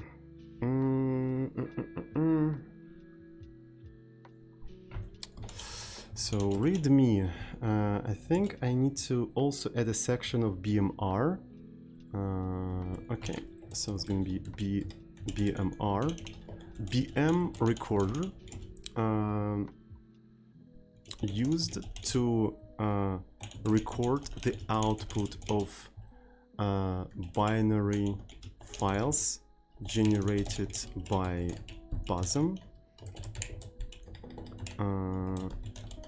and comparing those outputs to the expected ones.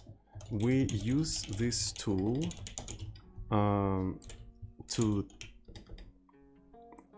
you use the tool for integration testing. Yes. BM recorder used to record the output of binary files generated by BOSM and comparing those outputs to the expected ones. We use this tool for integration testing. Okay, cool. So, we don't yet, we just introduced it, but we're gonna use it definitely. Hello, Hotzenpots. Yeah, we're doing a pretty cool thing. So now we have a special tool that records the output of the programs and compares their output to the expected ones, and we're gonna run that on the CI to make sure that you know, changes don't break the behavior of virtual machine. And now examples are also gonna be test cases, integration test cases for our virtual machine. So I think it's gonna be super cool. Document BMR tool. Let's push that right into the repo. Yeah, so I wanted to do that for quite some time, but I postponed that for some reason, so I don't know why. So essentially it does a very simple thing. It hijacks the write native function, right? Because all of the printers these days are implemented in terms of write native. So what I can do in write natives, I can just append the output to the buffer, and then I have a string. And the next thing is just to compare two strings, expected string and an actual string outputted by the virtual machine. So that's the whole, you know, testing. It's actually pretty straightforward. This is, by the way, why I wanted to implement all of the printers in terms of write, because then later it's easier to write this kind of testing. I also wanted to make the BDB I dumped a bit less junky, maybe on Discord later today. Okay, sure. Yeah. So yeah, but now we need to make the diff between these two things a little bit more readable. It doesn't have to be perfect though. It just has to be better than it is right now. Okay, so let me see how we're gonna do that. I'm gonna introduce a function called compare outputs. So I'm gonna have something like expected. Here's the expected output, and here's the actual output. There we go. The way we're gonna do all of that, is while expected output is greater than 0 and actual output is greater than 0. We're gonna chop off the line from both of them, right? So it's gonna be something like expected line chop by delimiter. So it's gonna be expected, and the delimiter is gonna be a new line. And here we're gonna replace expected with actual, and now we have an actual line. So we have expected line and an actual line. So if expected line actually is v equal expected line actual line, if they're not equal, only then we're gonna panic, right? Only then we're gonna panic. And how we're gonna panic?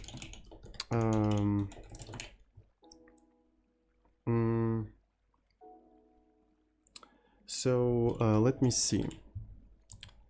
Expected output differs from the actual one. Expected, maybe it has to be slightly differently. Shad, why are you dead? I have no idea why Shad is dead. Maybe, I know, we ran out of topics. Ran out of juicy topics to discuss, so we're just doing software development instead. Expected different from the one. Alright, so fprintf You can start a conversation. I mean, if the chat is dead, you can ask a question and maybe, you know, start some sort of a conversation. Just say something controversial. A JavaScript is a new assembly of 2021. Change my mind.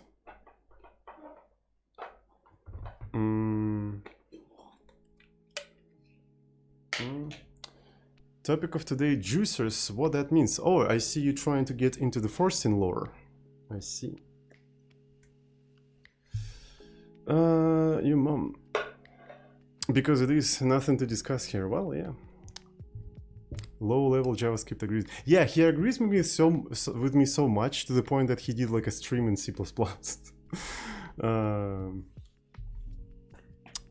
Best way to start freelancing and on which platform? Probably on a platform that pre-vets developers, because that platform takes themselves seriously, right? And they usually also help you to find the clients. Something like TopTal or Arc, I think quite good. So yeah.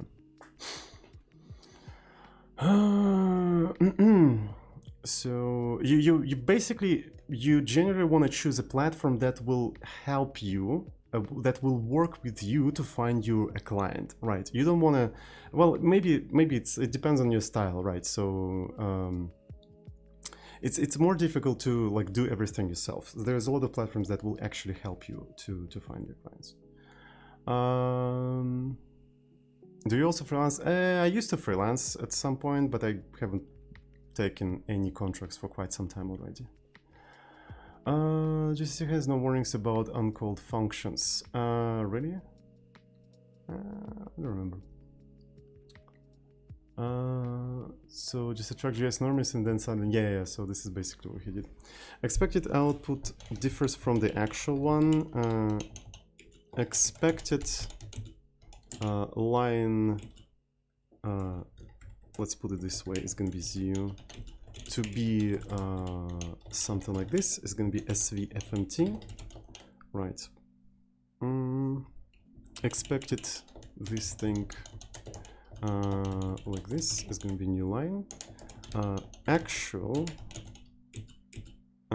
line. And let's put it this way. So we need to keep track of the lines. How would GCC know if some function is not called? Yeah, the entire linking stage kind of makes it difficult, I think. Yeah, it could be called in a different object. But I think it could do that for static functions, right? If functions are static, so GCC knows that they are not called within the same translation unit, so it can do that analysis at least for them, right? So, and I think it does. I think it does, but I don't remember for sure. What I'm working right now, I'm working on a virtual machine.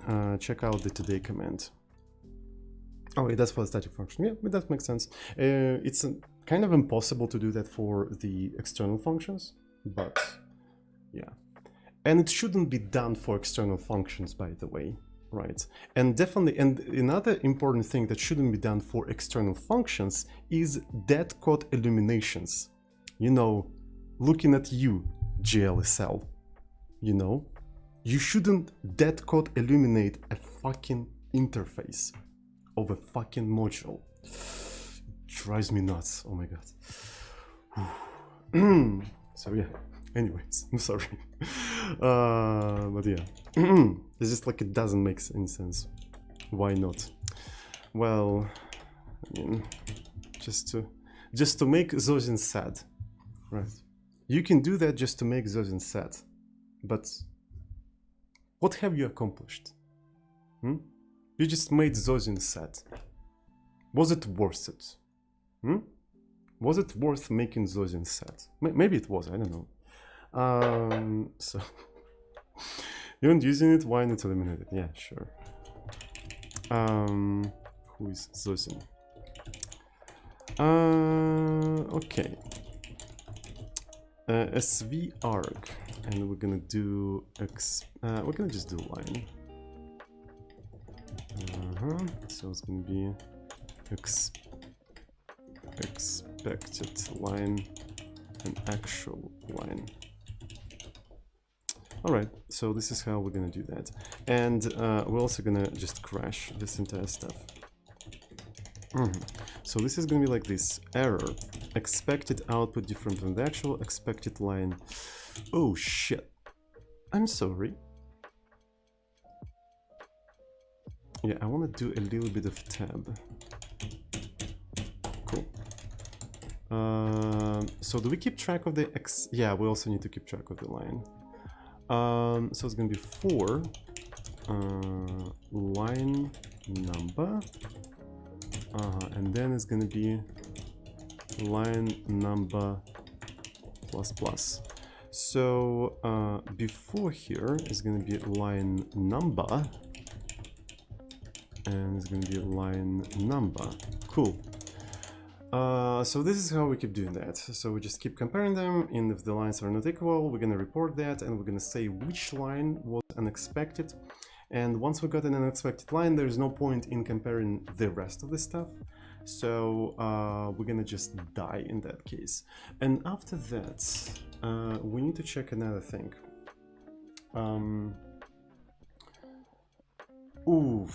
So if expected output is greater than 0, we should panic something like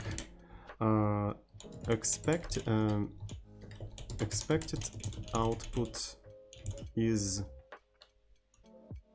longer, right? And then actual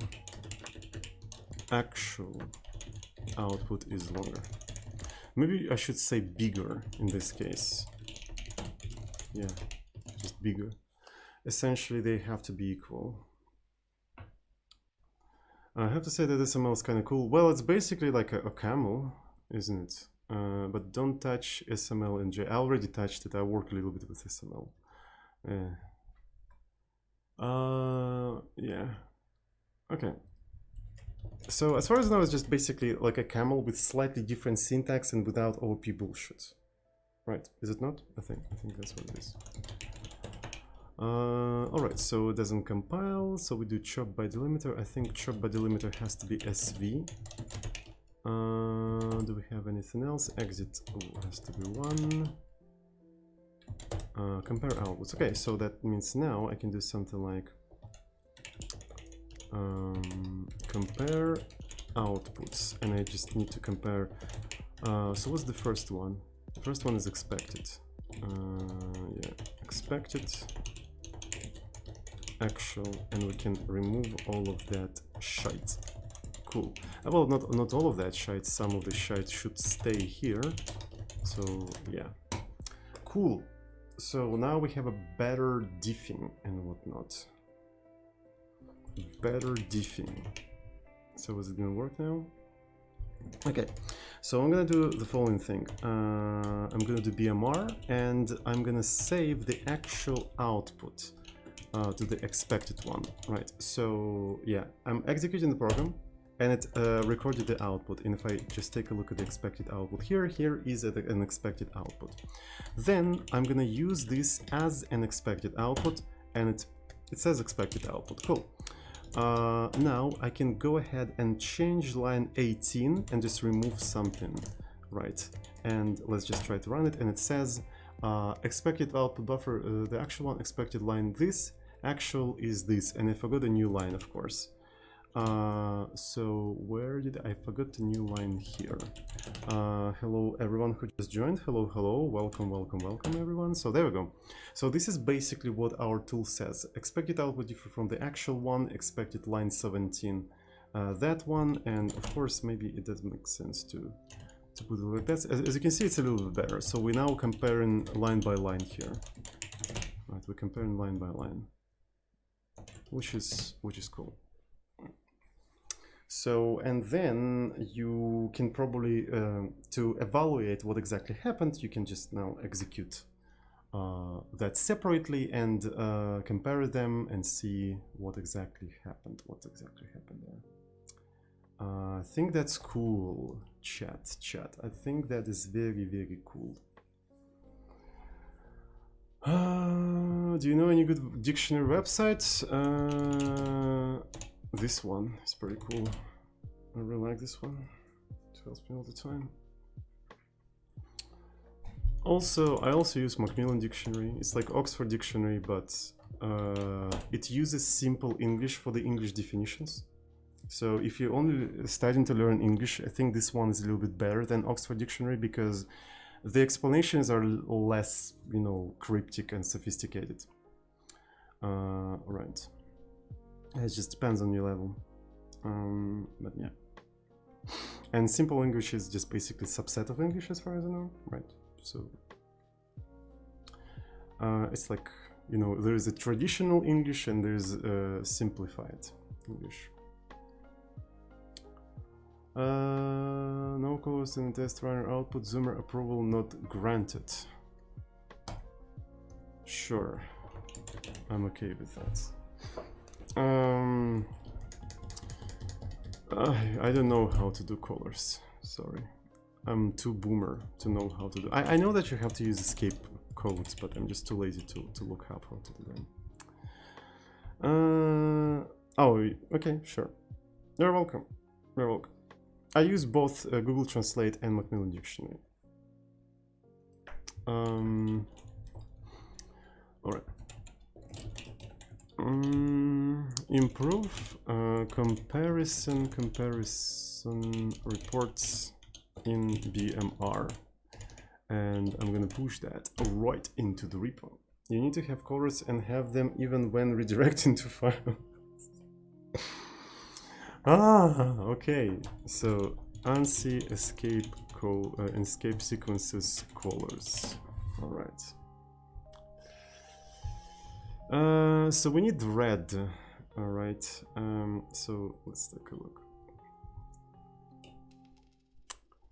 Colors. Okay. So this is a red and a reset.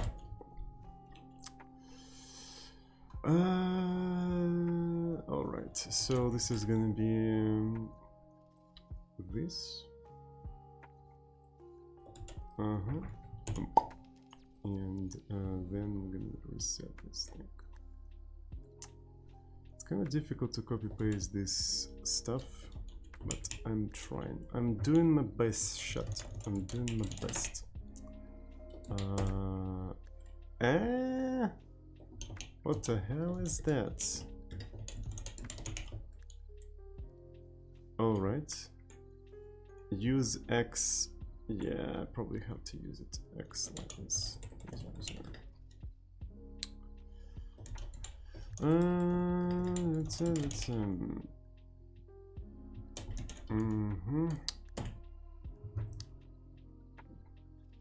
Are you happy now?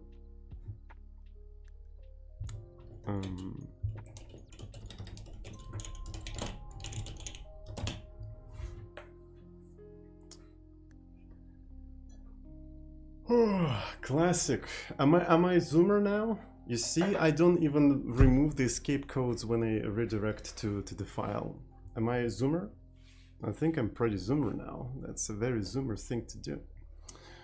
By the way, how do you even disable it when you're redirecting? I think you have to do something like is TTY, is a TTY, right? And you have to use it on the file descriptor and whatnot. Test whether the file descriptor refers to a terminal. Alright, so since we are redirecting to the std error, but the std error could be actually replaced and whatnot, so we need to have a function that accepts file pointer and gives us file descriptor. Then we have to pass it there, check if it's a terminal or not, and if it's not a terminal, we have to disable that. But what's funny is that we're starting to go into the POSIX territory, which makes it kind of difficult to make this program portable on Windows and whatnot, right? So if we're going into the whole colors adventure, so this program already becomes very unportable. And it will take a lot of effort to make it more portable. So I'm gonna take an executive decision to unzoomer myself and just remove all of the colors. I'm sorry, chat. Feel free to unsubscribe. I know it's a difficult thing to accept. Feel free to unsubscribe. We're not gonna have colors. We're not gonna have colors because it is not. So it will take me too much effort to make this portable, and it's not the point of the project, right? So I don't want to yak shave on that for too long. I'm sorry, chat. I'm sorry. Unzoomering, yes. Unzoomering is coming. So essentially what I want to do, I want to generate a bunch of like shit. You know what I mean? So, all right.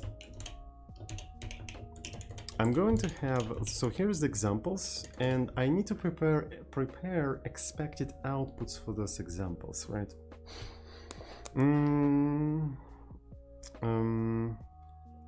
Imagine print outputting escape sequences as my paper terminal. Well, is your like terminal, does your terminal support colors? It would be actually pretty cool if it would print them with different colors. Is there such terminals actually? Is there such terminals? I don't know. Nah, I see. Okay. It is what it is. Alrighty. So I want to make a small break, chat, because I need to, I need to pee, as usual. And after the break, I'm going to just implement a simple script that essentially builds everything and resets all of the expected values, right? It resets all of the expected values, and then we're gonna have a script that also runs the tests and whatnot. So, all right. So let me quickly do a small break situation. It's gonna be 2 minutes.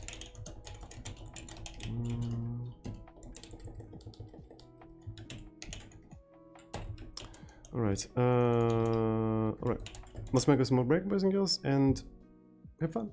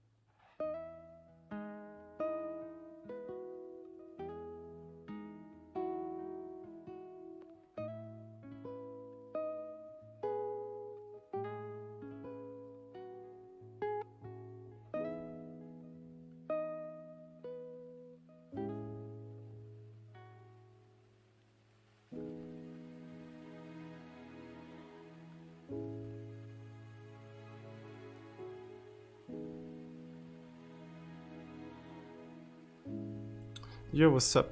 Welcome back. Let's continue, shall we?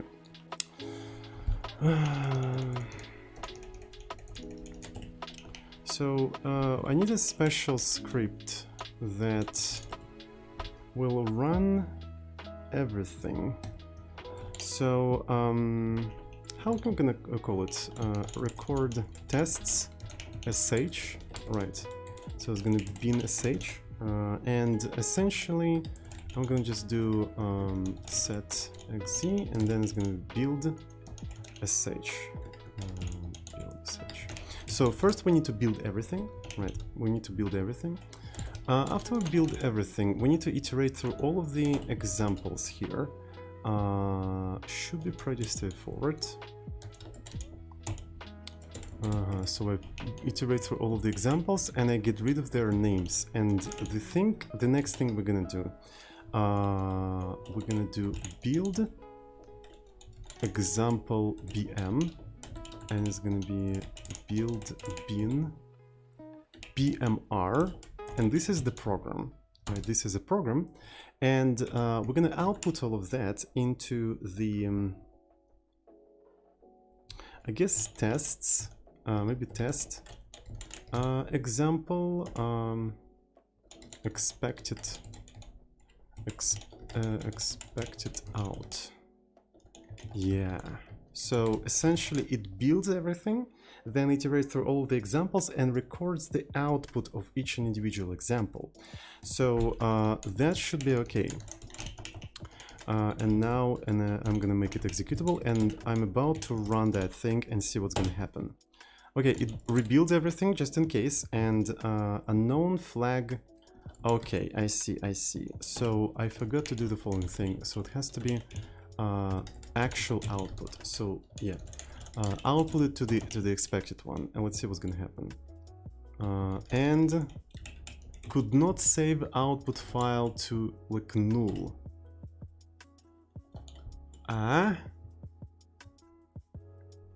Excuse me. What did it try to do? Oh, this is because we don't have this stuff here. I see. All right, so it has to be test examples, I suppose, and let's try to do that one more time. All right, and yeah, in chars we got a Stack Overflow, and I think Kolumbetka actually addressed that in his pull request, but I have to fix it here. So chars bosom has to be halt. So let's try to do that one more time. Okay. So, and essentially what it does, it runs all of the examples and records their output. Right, it records the output, and we can even take a look at them. So here's the test, and here's the example, and here are their expected outputs. So bits is supposed to do that, cast is supposed to do that, hello is supposed to do that, and so on and so forth. Lerp will... Yeah, this one is interesting, actually. Yeah. Something wrong with lerp, for sure. Yeah. So I remember Kolumbetka actually reported that. Yeah, we also have pi. Rod 13 actually outputs some really weird shit, not gonna lie. But from Rod 13, I would expect just this. From here, I don't even know what to expect, but those are definitely broken examples. Those are definitely broken examples. Okay, so this is how we record tests. The next thing we need to do, we need to execute the tests, run tests. What's up, Anabot? Welcome to the streamers. How are you doing? Really glad to see you. Record tests. Alright, I'm gonna call run tests sh. So record tests bin sh set xe. So we're gonna do a similar thing but slightly different. Right, so I do this program, but instead of using like this as an actual output, it's gonna be expected one. Right, So now it becomes an expected one and it will test everything accordingly, hopefully. So we're starting to have a lot of different scripts and whatnot, and I'm worried that maybe it might become kind of difficult to keep track of all of that, so we'll probably have to start documenting all of this soon. Also, we need to have versions for Windows and whatnot, so it's gonna be... It's slowly turning into a mess. It's slowly turning into a mess, but it is what it is. Alright. So let's try to run the tests and see how they fail. They are supposed to fail because I updated some of the tests there. Right, so let's do run tests. And as you can see, actual output is bigger for ROT 13. So for some reason, ROT 13 outputs more stuff. So it outputs more stuff, which is kind of strange. But for the rest of them, it printed everything correctly. We also need a way to ignore some of the tests, I think. We also need a way to ignore some of them. Yeah, but I think I know the way to ignore them. So the way we do that is, for example, I don't wanna like have ROT 13. Oh shit, I have an idea actually. So when you record the tests, you rebuild everything, right? And then you remove the tests folder and you recreate it yet again. So it's going to be tests examples. I think it's just actually single test, right? Examples, and you regenerate them from scratch. So if you removed one of the files, it's not going to be taken into account. So essentially, if you want to ignore one of the examples, you can do something like ignored, right? And that will be removed from the whole system where you try to record the tests. What does it say? It didn't work. Because I only did that for... Well, okay. Well, wait a second. Examples. Okay, one more time. Okay. So, and in tests, yeah, we don't have that anymore. And also in lerp, right, in lerp the output is also kind of weird, so I also want to ignore that example as well. So, where's the lerp? Lerp, and I'm going to say ignored. And we're going to re-record everything. So in tests, examples, yeah, we only have those that work. So this is the way to ignore all that. Not even our F. F is for force. I don't think we need to force anything there. So, at least for now. Alright, and after we have tested everything, I can now run the tests. So I can now run the test, and it runs the test and it compares its outputs. And if we, for example, break something, like for example in a gray, right? So for example here, instead of 82, it's going to be 83, right? And if we try to run it one more time, it will say that expected output differs from the actual one. So we know that it's a gray example, and it basically says what is different there, right? So it actually reports you what's wrong. It gives you the number of the line, and it also tells you what's the expected line and whatnot. So that's actually pretty cool. Yeah. It would be even cooler if I could use Emacs to jump to the test file just to see what exactly is going on there. So that will require changing the comparison function, I think. Doesn't actually do an actual, yeah. Well, I mean, I have nothing against tests.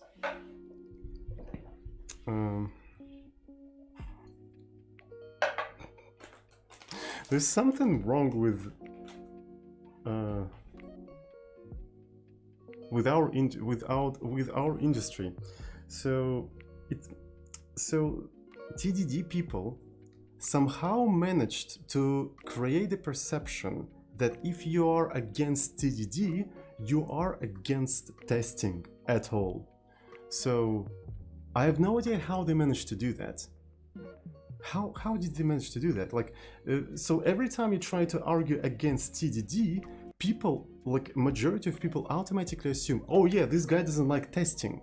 No, I don't like TDD. Like, testing is a crucial part of software development. Like, what the fuck are you talking about?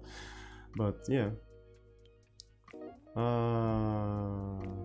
We watched you manually rerun programs like hundreds of times while making the other just fine. Cool. So how does that contradict to my point? It doesn't. So, sorry. I'm against development. That's a good position. I can respect that position. So I'm also against development. Fuck that. Fuck computers. Holy shit. Yes, computers are the worst.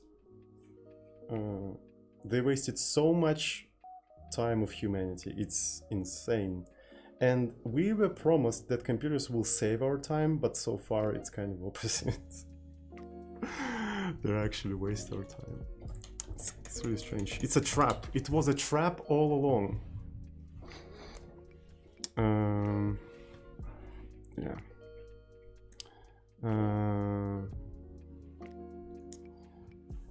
Hello, I would like to use your .dot files and software. Is it Keylogger safe?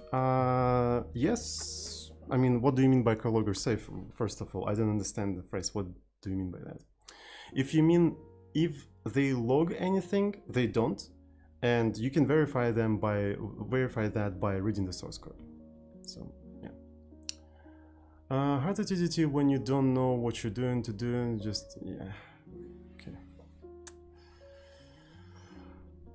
Thank you, appreciate it. Cool. You're welcome, I suppose.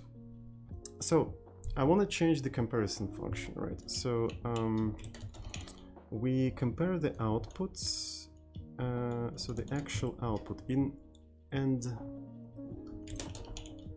I think I want to also accept the file path here. So it's going to be const char file path,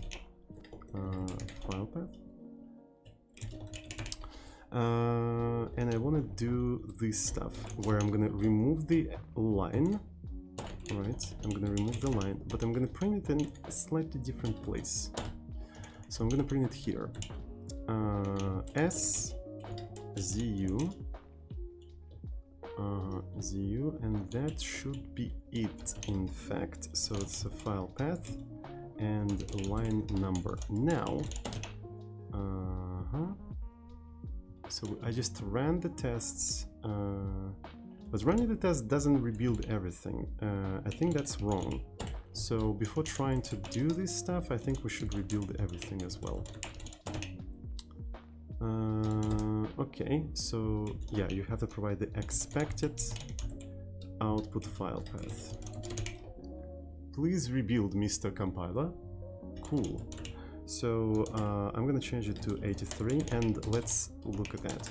Now chat, look, I can now click and it jumps. Well, that was close though. But yeah, essentially I can utilize the Emacs, stuff like that. Callers are by the Emacs, so yeah. So BMR, and I think we have to start counting not from 0 but from 1, because the majority of tools expect lines to be counted from 1. Yeah, now it is correct. I can even put like 69 in here, alright, and it now says that actual is 112 and expected, yeah, I mean expected 69, so we can fix that.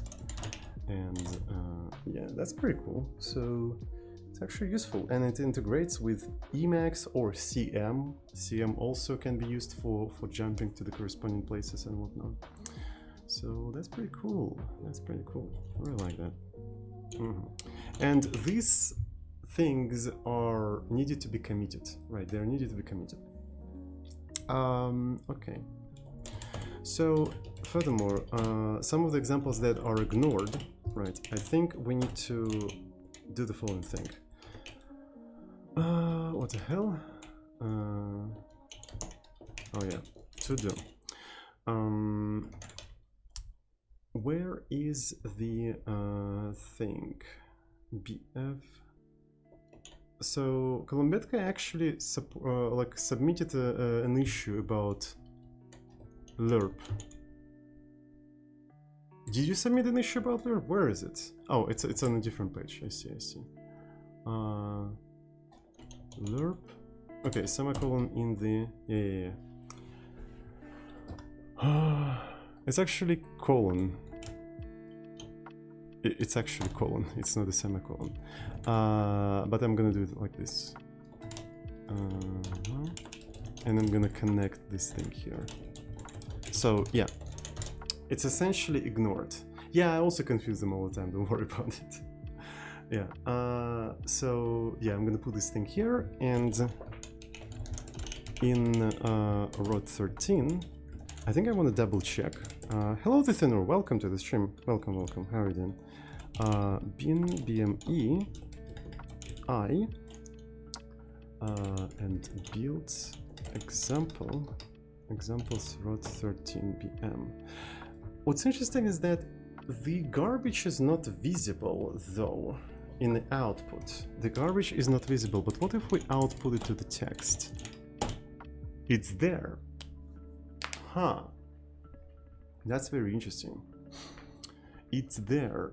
So it outputs the garbage. So it basically uses a longer size than needed. Hello, glass of ethanol. Welcome to the stream. I think I can fix that. I think I know what's exactly going on here. So let me see. So when we do write, we do native write, alright? So, and we literally use length. Okay, so this is not how you calculate length now. So essentially what you need to do, you need to use secret and, right? So let's unignore it. Let's unignore it. GC would prevent this. I don't think so. It's not about memory management or anything. It's literally not about memory management. But I mean, you're a meme, so that's okay.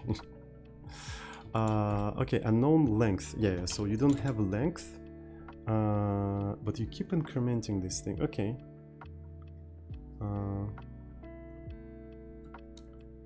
Dupe 0 push length jump.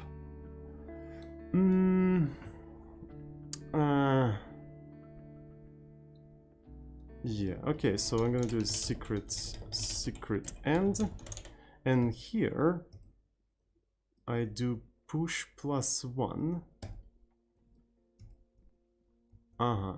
Yeah, we use it as an address. Okay.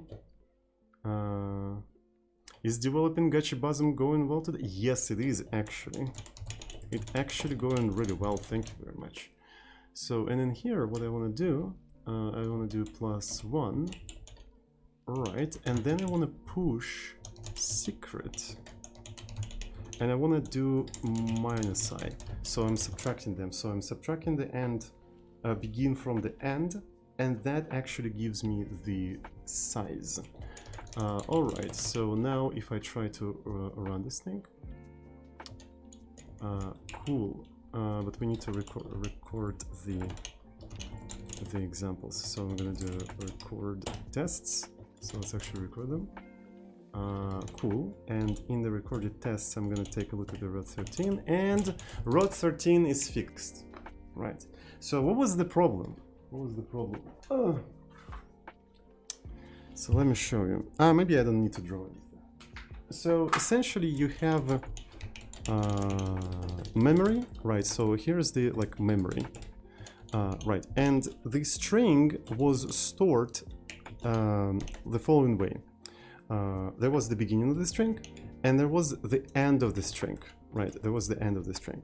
So when we have a write native function that acts like a write syscall for Linux, it accepts the pointer to the buffer and the size of the buffer that you want to print, and the end was used as the size of the buffer, which was correct when the begin was 0.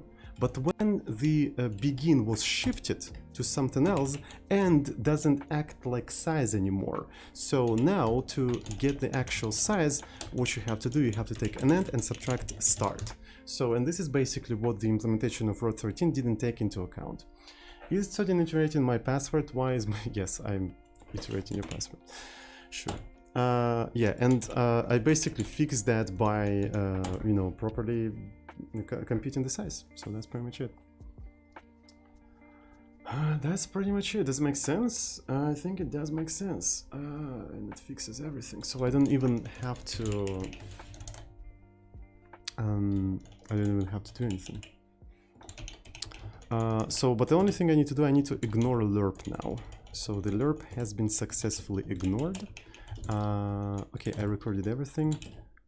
Let me go here. So it's going to be test examples, and I have rot13, and let's actually put rot69, and let's see what's going to happen if you try to run the tests instead of recording them. So it should say that, yeah, expected output different from the actual one, rot69, but the actual one is rot13. That makes sense. So you change it to rot13, and that should fix that. Lerp. Yeah. Cool. That is very cool. So let's do some stuff. So chars. Fix chars. Chars bosom under flow. Sorry. Okay. Then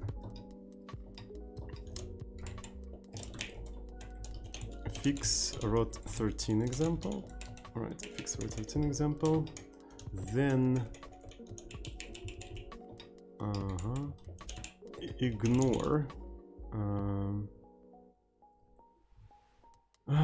ignore lerp bosom example and add to do 47, but it's related to 45. Also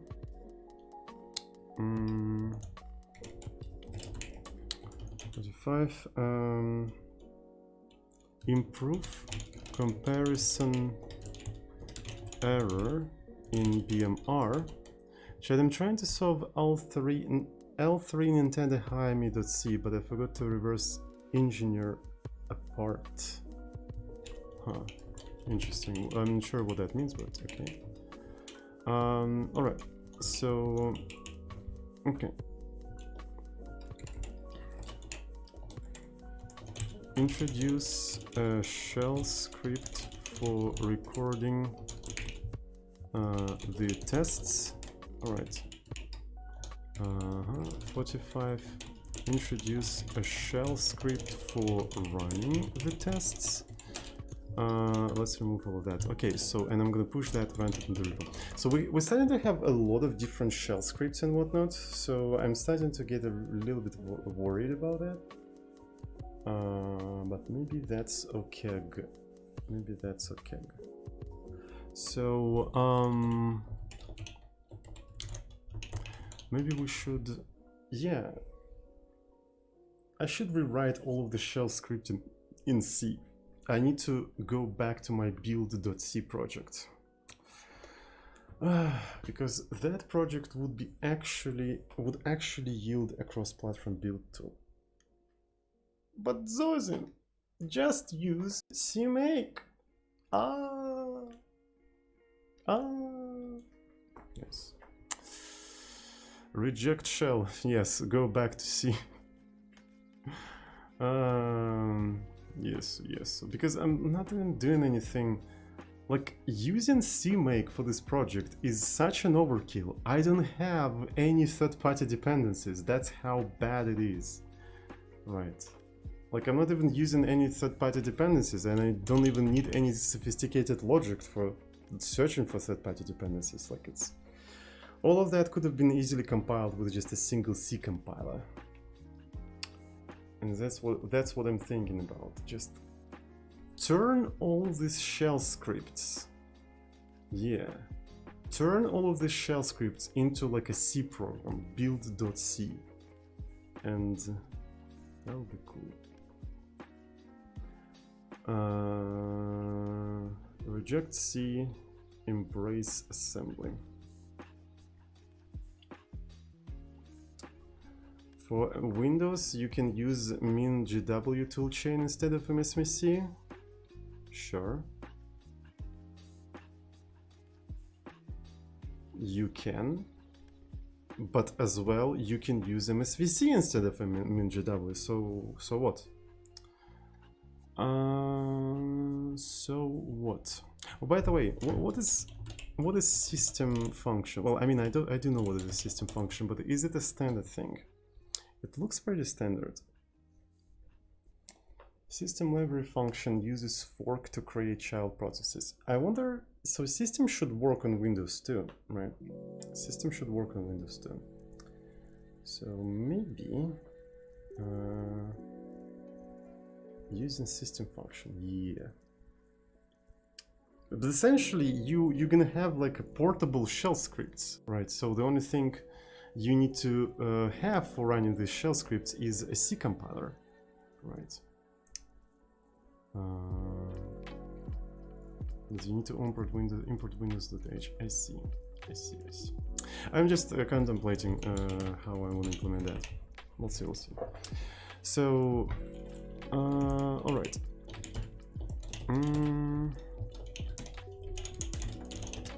So there is no. Well, I mean, yeah. Okay. So let me now try to do the following thing. We could always run the script as a part of the build, maybe not, I'm not sure. I think it's not a good idea. Git ignore workflow CI. So what we do here, we just run this thing and then run tests sh. This is for Linux GCC. Then we do run tests sh. So this is Mac OS, run tests sh. For Windows, what we need to do here?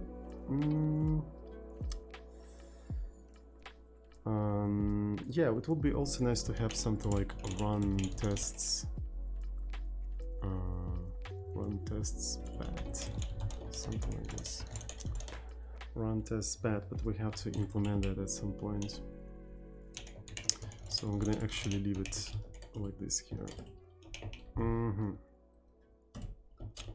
Okay. There is no script to record tests on Windows, so this is the first thing. Wait, yeah. There is no script to run tests on Windows. Okay, cool, nice. Nitrix Live, hello. What's up? So these are going to be separate things, and also I think I need to build BMR on Windows as well. I think it should be as simple as doing something like this. So just BMR. Don't call me cute, but what if you are trying to, you know, avoid the truth? Okay. Hello, script sh. We are writing you, pog you, run tests on CI. Chat is cute. Yes, chat, you're cute today. What the fuck? Why the fuck are you so cute today? Oh, well then. So let's create a pull request and see how it goes.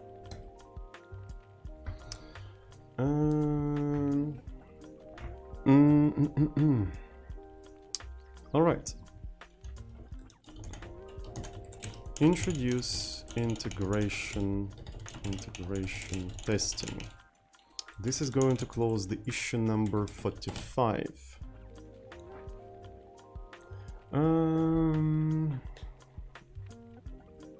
Doesn't know how to react, has never been called cute before. Well, there you go. You're cute. Cool.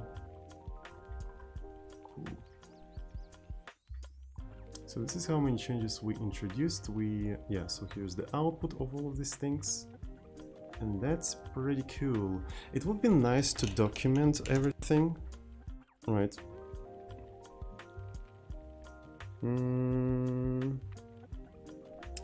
So let me see, it's gonna be a readme. So editor support. So this is a components. Components. I don't know how to properly call it, but anyway. We can introduce like scripts. Build scripts.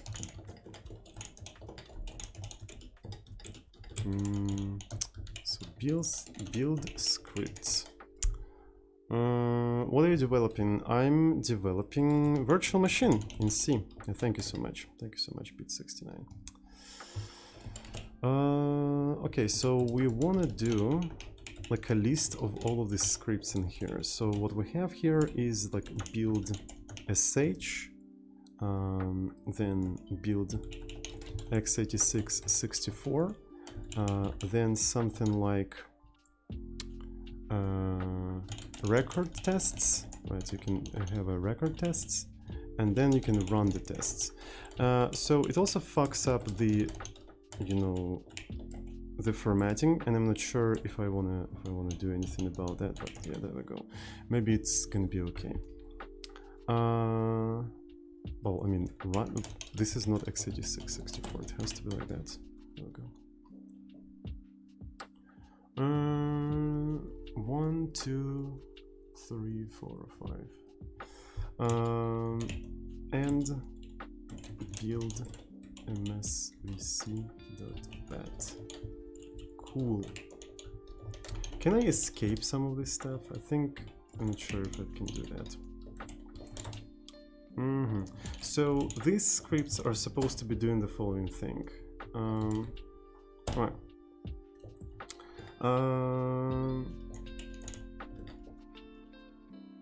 So maybe I might as well actually separate it into a separate thing here. All right. Builds all the components. So I kind of want to call it a tool chain. Yeah, tool chain. Builds the entire tool chain. Builds the entire tool chain, and it's going to be like this: tool chain. Builds the entire tool chain, and all of the examples. And all the examples, and examples is located here. So, and examples are located here. So now, what we're gonna do here? Builds the entire toolchain and all the examples. All the examples puts all of the artifacts to the build folder. Cool. Same as build sh. So might as well actually get rid of these prefixes here, because maybe they will make it easier for me to refer to these sections. Same as build sh, but for Windows, for MSVC compiler on Windows. Cool. Has to be run from within the dev. Is it called devenv? VC all or something? MSVC devenv cmd. How is it called? How is it called? I don't remember. What is the script? VC something dot bat. What's the name of it? Does anybody remember? MSVC. Windows developers. VC. Okay.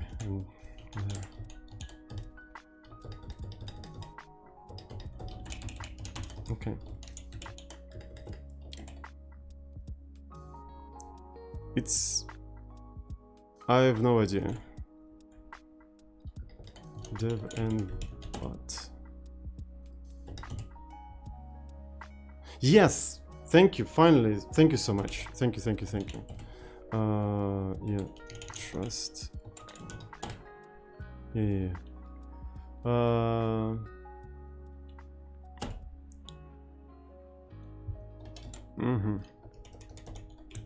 Has to be run from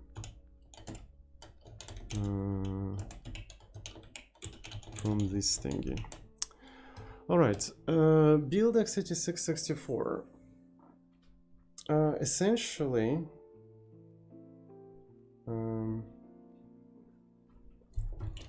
builds some of the runs, builds, and builds some of the examples with an experimental BASM to NASM SRC BASM to NASM C translator puts the results to the build folder, to the build examples folder. Okay, so that's essentially what it does. I think it's quite important to have like short explanations for all of the scripts we have, because we're starting to have a lot of the scripts, and you need to show the relationship between them. Ford, welcome. We're programming in Markov today. Yes, exactly. All right, builds the entire toolchain and all of the examples, puts all the artifacts to the puts okay.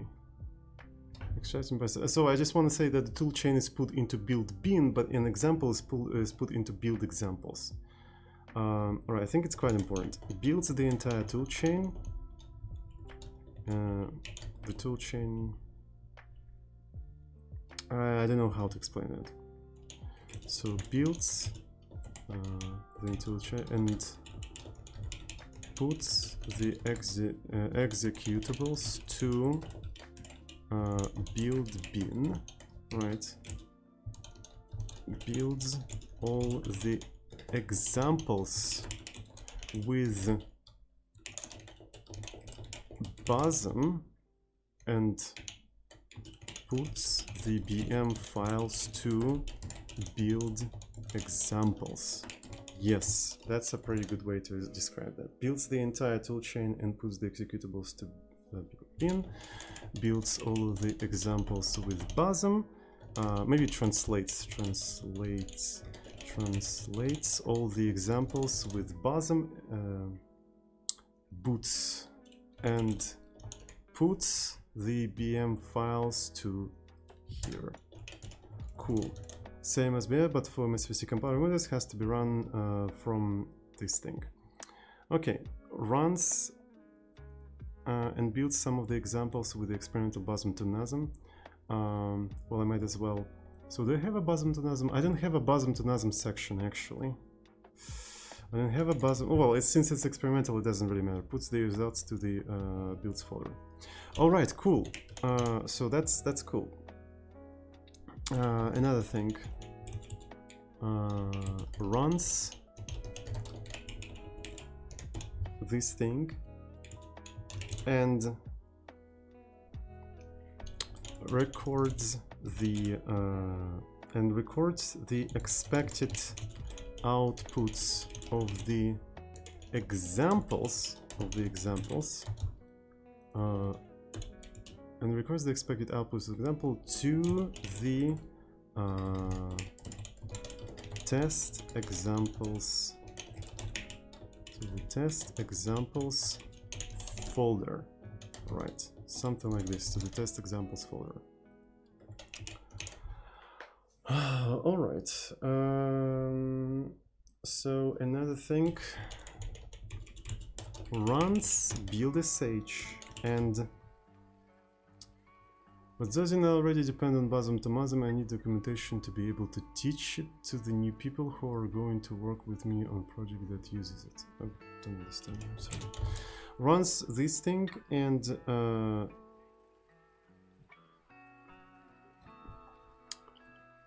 runs this and records the expected outputs of examples with BMR tool. Puts the expected outputs to the test example folder. Okay, runs build and compares the actual outputs of the examples with expected ones in test examples folder using BMR tool. Cool. So yeah, is that a good explanation? I think like I tried to explain as much as I could. So Basm to Nazm, an experimental tool that translates BM files generated by Basm to an assembly files in Nazm dialect, Nazm US, Nazm dialect for x86 64 Linux. Cool. And another Basm to Nazm has to be just a link to this corresponding section, Basm to Nazm. All right, it's a little bit noisy, but hopefully when it's rendered, it's going to be readable, a little bit more readable. We'll see. So here's the toolchain. Here is the build scripts. We also have an editor support. Okay, that's pretty cool. Files, whatever. I don't know what you're talking about. I wrote a lot of text. It's just too much for me time to go through that. Feel free to submit the pull request. Okay, it's gonna be 45 document the following thing. Document build scripts, I suppose. Document Basm to Nazm tool and the build scripts. I'm gonna push that right out of the repo. All right, so we should have a pull request now.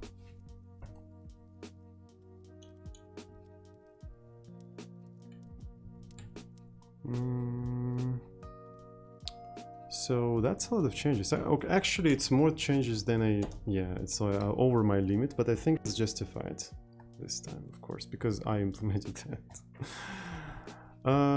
Okay, so let's wait, and then I'm gonna take a look at the output, at the log in the CI.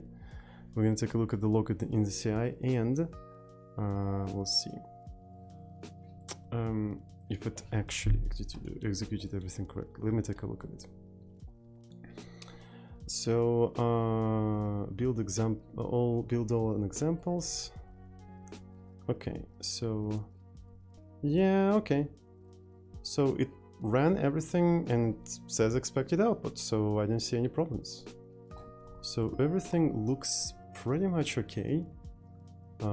And yeah, everything builds perfect.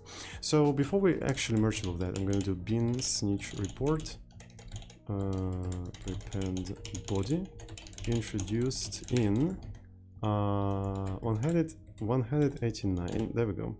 So there's no script to record tests on Windows, there's no script to run tests on Windows. Remove dead natives from the list of standard natives. Yeah, sure. Cool. So now we have the to-dos. The to-dos. Epic. That was a pretty big change, to be fair. But also it also was the most important one, I think. It was also the most important one because we do need to, you know, constantly test the things and also see when the things break. I think it's super important. I do think so. Alrighty. And what? The fuck? I just snitch up some of the things and now it starts failing? Why? Run tests permission denied? The fuck? Thank you, Microsoft. Very cool. Wait. Where did the execution shit go? Fuck. Who... Yeah. Who knows how snitched changed the permission? Who knows how snitched changed the permission? Who can guess? Because... oh shit, this is like a major bug. So essentially what it does, it creates a new file, copies there, and then removes the previous one and renames that one. Yes, it's actually classic, fucking classic. And after that I complain about Zoomers who cannot detect that they are output into a file. Alright, so... Okay. Snitch resets the permissions of the files. Classic. Who wants to fix that? Does anyone need some work for their CV? So here's the perfect opportunity to improve your CV. So yeah.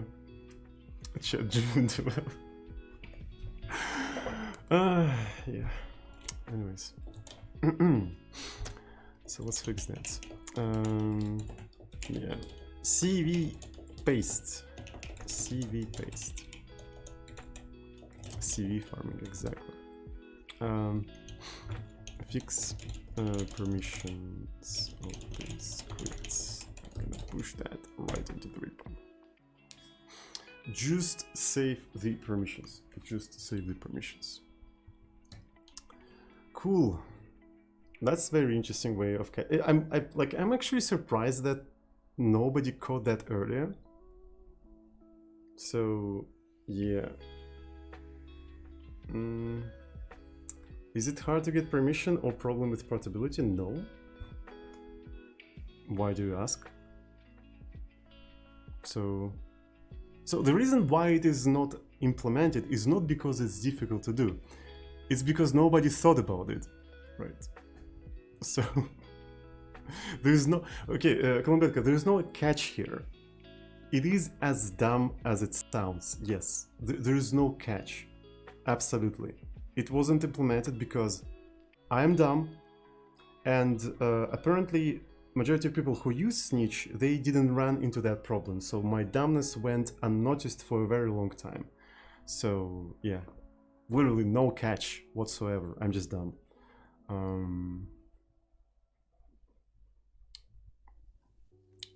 Okay, cool. So merge the pull request. Aren't you just missing chmod plus x? Imagine a fix that always runs chmod plus x after changing the file. you just need chmod plus x. I mean, obviously, it's like just we're losing chmod plus x. Just do that. Yes, that's a cool fix. Thank you very much. Yeah, and also using system. Yeah, you have to do that using system. Yes.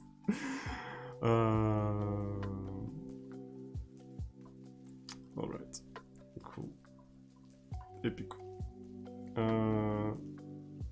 So we merged everything.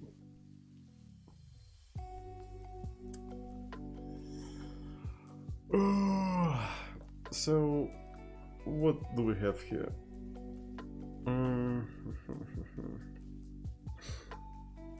PR race.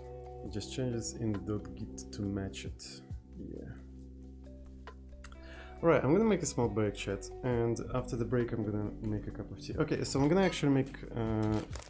first I'm gonna prepare the tea leaves. Does anyone have any questions while I'm, you know, preparing the tea and whatnot? Do you guys want to talk about anything? Yeah. How are you guys doing today? How's your, you know, self-isolation and stuff like that?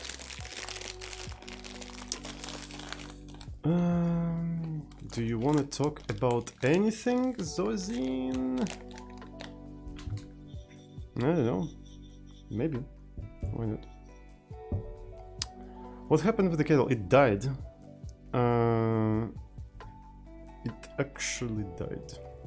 So I have to use my backup kettle. I haven't bought the new kettle yet. So...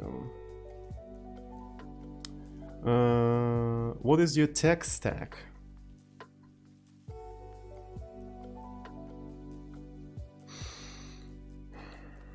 I'm not a programmer, so I don't have a tech stack. So I'm sorry. Yeah.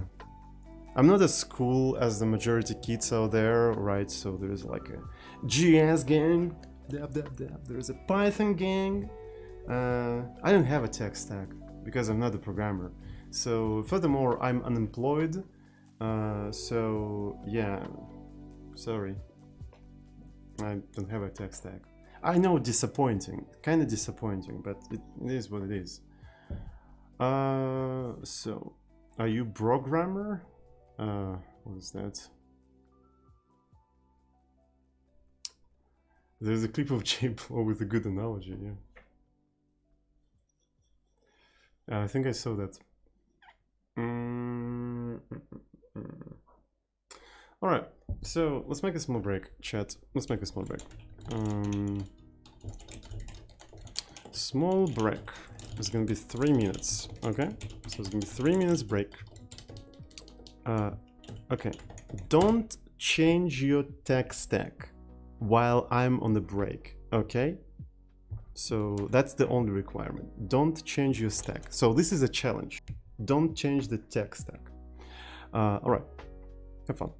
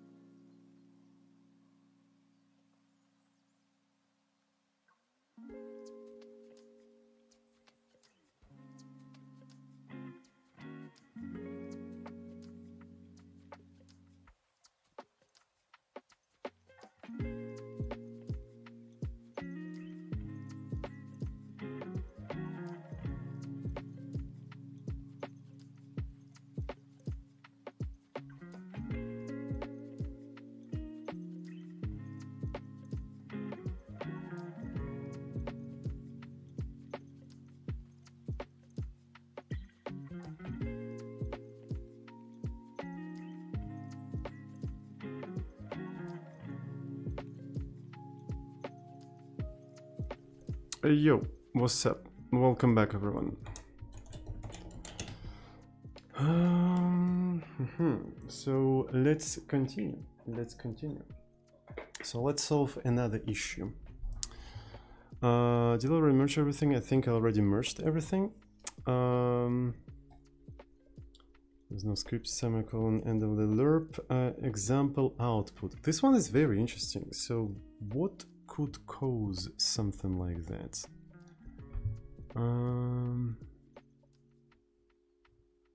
Did you manage to narrow it down? But if A is bigger than putting the last digit of output is correct.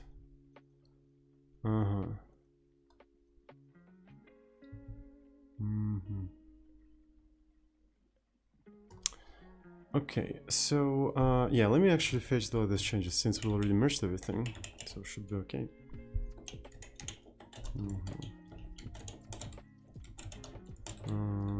Origin master, and I can go ahead and remove everything, so that looks okay. So it took me 3 hours to implement all of this, but I think it was worth it because at any moment I can just do run tests. I can just run the tests. It will recompile everything and just check that virtual machine actually runs correctly. So that's pretty pogue. So let's take a look at the rest of the things that we have. Yes. Some sort of mechanism, BM code generator, we're already working on that. Prime number generator example. So BASM include directive has no support for include paths. Alright, this one is interesting. We may try to work on that. Right, essentially, so BASM will have a list of available like include paths. Or maybe not. Give me a live example. Compile time execution. There's no way to get the size of the bound string. Okay, so this is a pretty cool feature that I wanted to have. Essentially, if you bind a string, right, to a particular value, right, you bind a string, you should be able to get its length like this, just by doing something like this, or something similar without requiring, without doing like, without doing any special magic or anything like that, you know what I mean? I think that would be actually kind of cool. Because the way you take the length of the string right now, right, if you take a look at the BASM mode, right, you have to do like const hello, null-terminated string, they're not null-terminated, hello world. And then you have to have another binding. And by the way, so this is a very old issue. 17 days ago, this directive was called bind. It's not called bind anymore, it's called const. So yeah. So hello end, and you declare like an empty string. So essentially that will force this thing to be allocated after the hello. So, and the way you calculate the length of this entire stuff is by pushing hello end. Right, when you push hello end, you actually push the address of that string, and the address is right after this one. Then you push hello, and then you subtract them from each other, and on the stack you have the length of this entire string. So, and before that you probably want to do something like this, where you push hello. So on the stack below you're going to have an address, then you're going to have a size, and after that you may want to do something like native and write this entire thing to the screen. But yeah, instead of doing that, I think it would be way better if you could do something like that, like push length of hello. I think that would be way cooler, right? So I think that would be way cooler. And how can we implement that? So Len might actually take an address as an argument. So it takes an address as an argument, right? So, and basically we know which strings start at which address, and we can keep track of address length of the string, address length of the string, address length of the strings, right? Something are preprocessor thingies. Yes and no. They are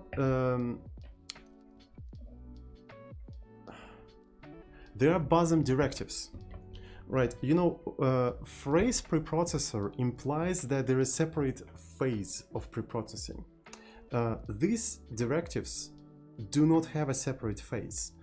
They control the current flow of translation, right?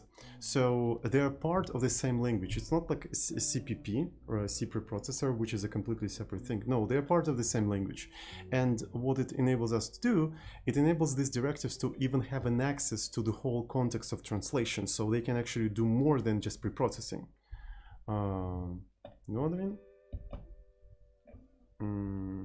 So that's why I used to call them preprocessing directives, but they're not preprocessing, they're like translation directives.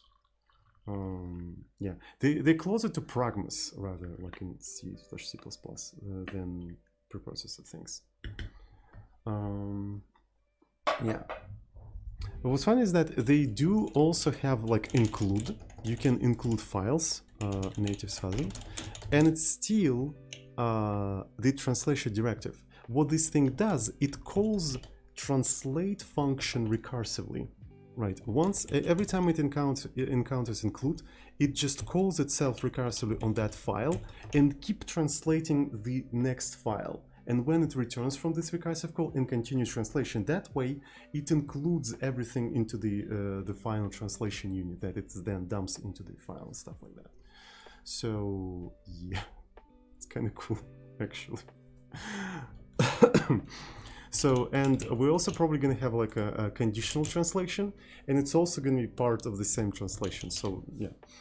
What about circular dependencies? I didn't do anything about that. So essentially the only thing I did, because I was too lazy of course, is where is the function? Translate source level. Yeah, I keep track of the include level, right? So, and if it exceeds a particular include level, I just crash. So yeah, that's it.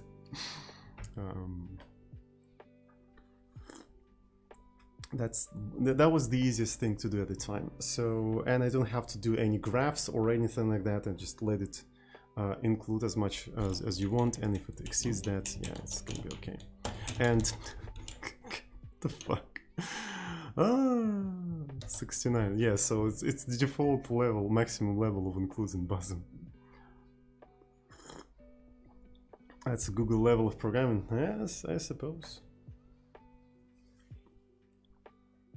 PP simple. Well, I used to call it preprocessor. Yeah, so in the source code, you can still see the remainders of the preprocessor terminology. So yeah, at some point I'm gonna rename it to something else. So yeah, it's not a really PP symbol anymore. It's a directive symbol or something like that. So it's just used in a couple of yeah, okay. Anyways, so this is a bind. How are we gonna even do all of this? So the problem is that it slowly turns into like a proper programming language. So because now, like, I have a lot of hacks, right? I have a lot of hacks in this, but now I need to somehow parse an actual expressions and whatnot, if you know what I mean.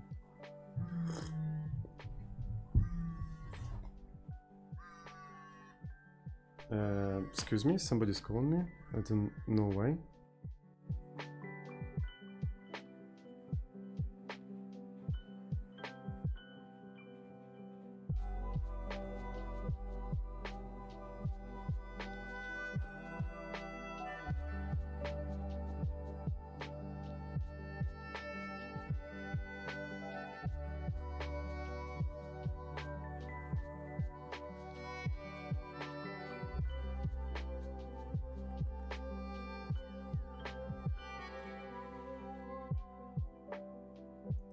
Yeah, it was my personal KGB agent. It was some sort of a spam. Yeah.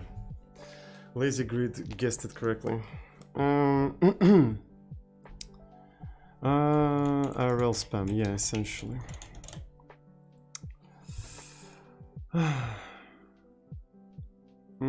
So, does anyone remember what it was doing? Oh yeah, I want you to parse this thing.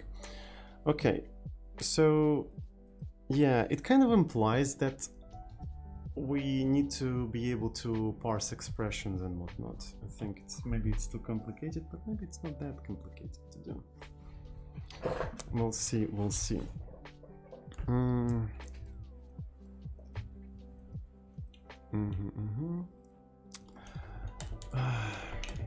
Okay.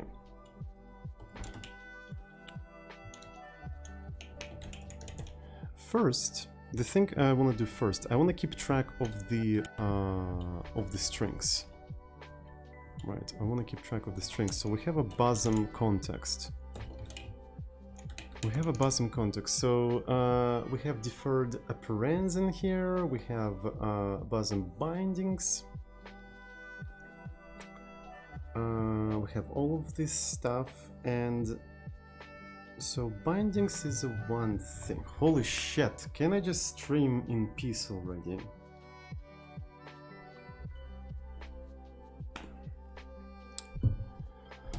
Alright, so we also need to keep track of the strings, right? So we need to keep track of the strings. So we're gonna have some sort of like a structure. So string positions, block the numbers, they are different every time, trust me. So it's pointless to block these numbers. So the spammers usually have like a range of numbers. Turn off the phone, yeah, I think like a cell phone in 2021 becomes kind of useless. Alright, so, and we need to have an address. Do I have a memory address? Yes, I do. So a memory address is this. So so this is the address of the string, right? And the size of that string is going to be what? Does not receive any calls from outside of my city. Really? That's actually quite convenient. I mean, there's a lot of spam from within the city as well. Today's only Telegram phone. Yeah.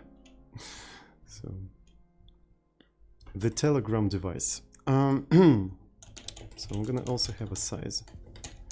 Right, so essentially every time you add a string, I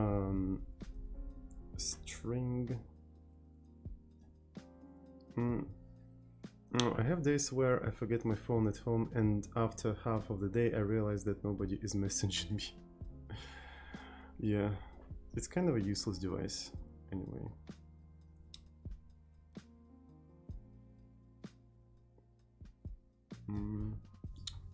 Coffee doesn't work for me. Well, yeah, so you basically developed a tolerance for caffeine.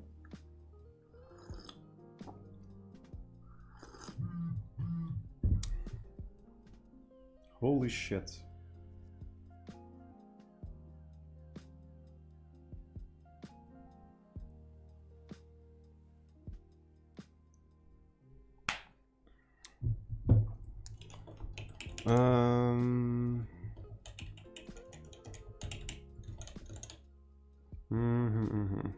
So let's put it this way.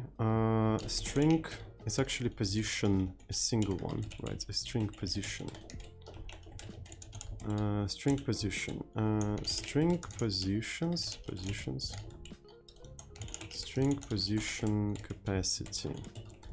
And it's going to be bosom string position capacity. And then we're going to have size t, string positions size. Cool.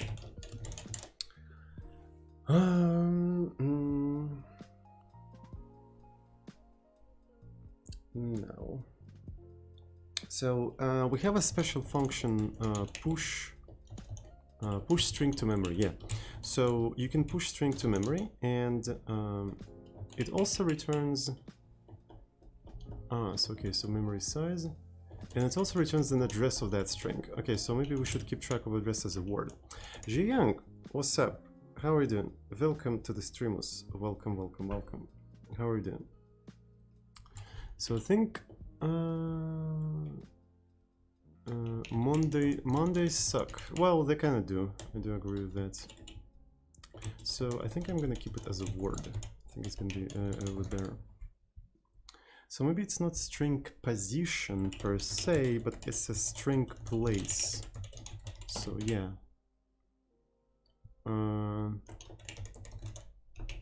String.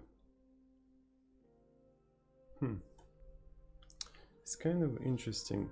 It's also not really a string place. So I haven't decided how I'm gonna call this thing yet. So I'm gonna call it like a string places. String places capacity. I think it's a reasonable name. Later we can rename it, of course. Push. String push to memory. Right. So we add it there, and so we know where it starts. So the result, bosom memory size, this is where it starts. So that means I'm gonna do the following thing. Bosom string places. Right, so it's bosom string places capacity.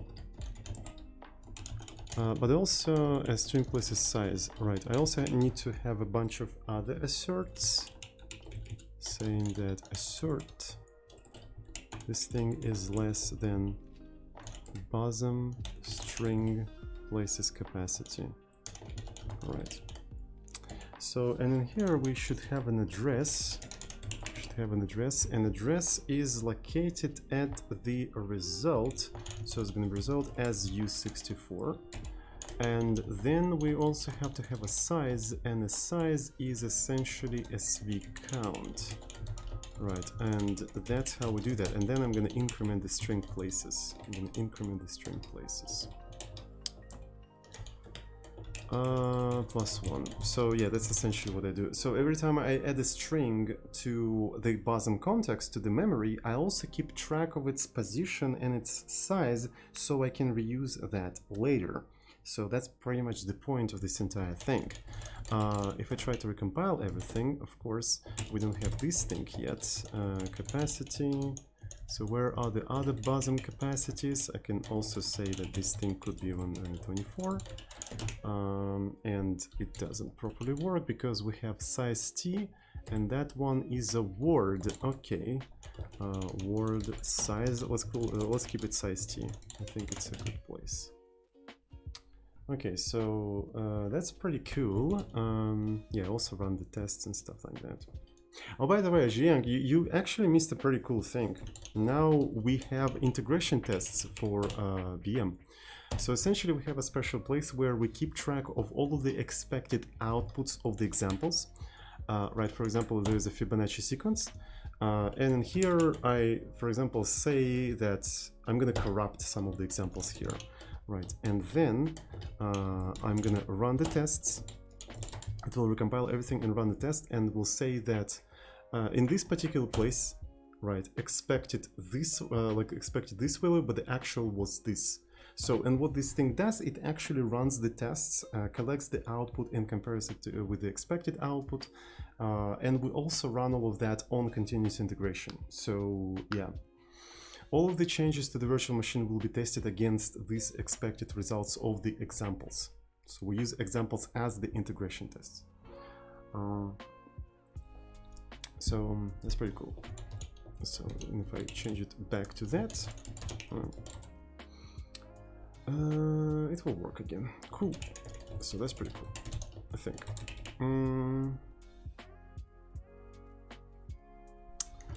All right. So what I want to do here I think in bosom, right? In bosom.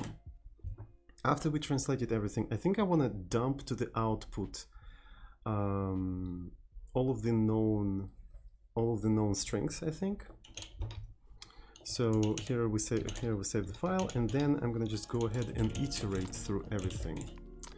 Now make the test integration to change the expected output on error, and boom, you have a software that's impossible to fail the tests.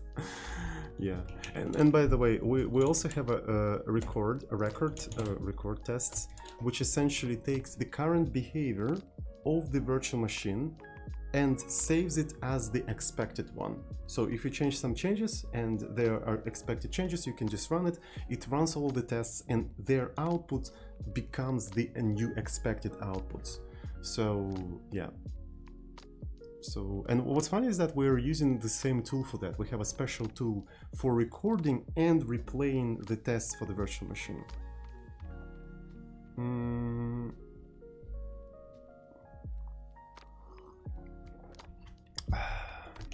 All right, cool.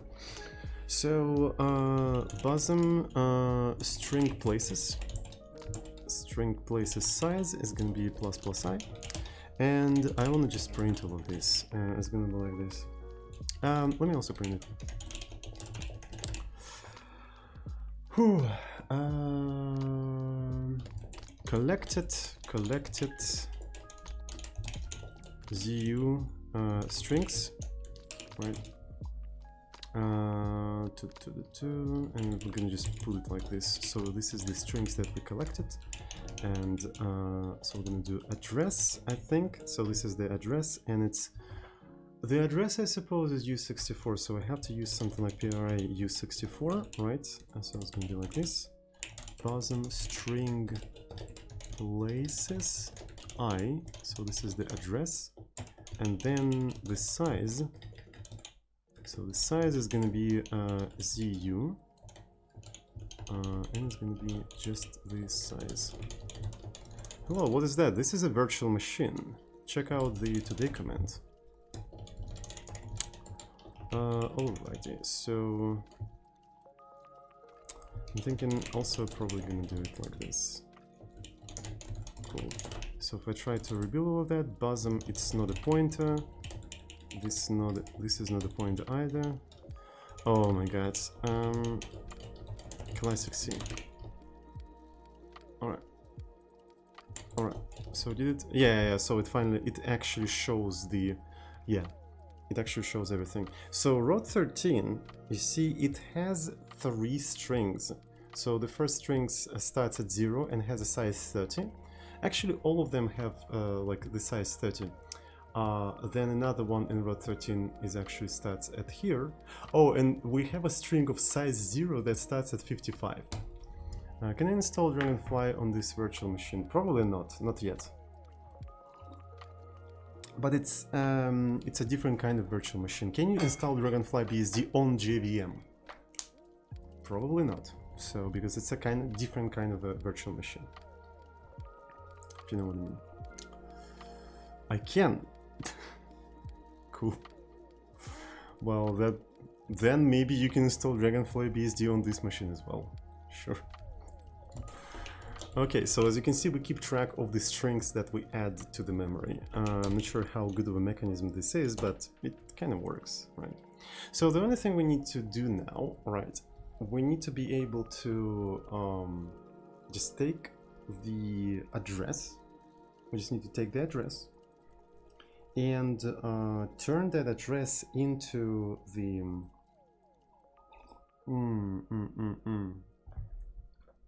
turn that address into the size.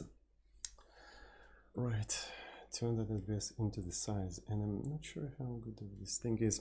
Okay, so we can introduce a function that does that.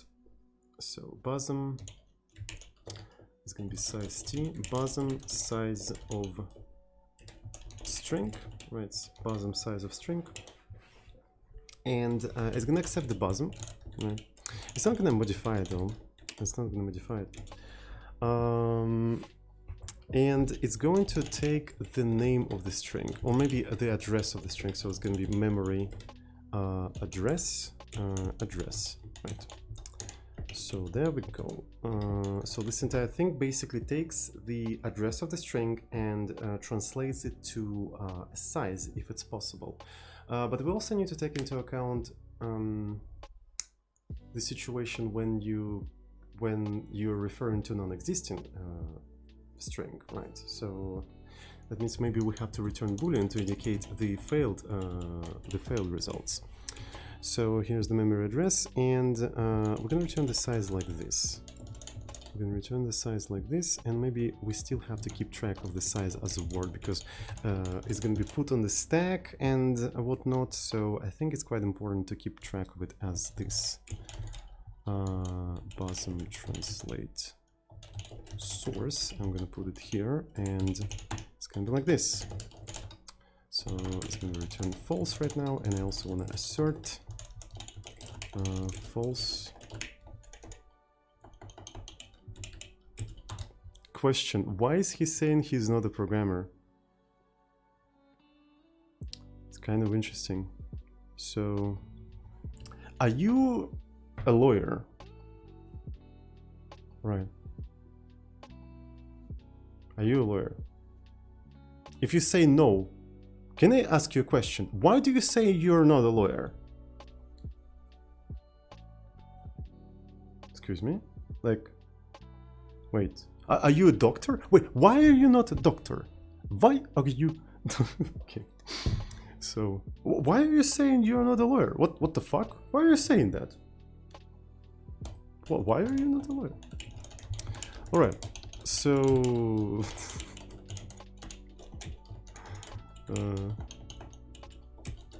us? You're not a single one there?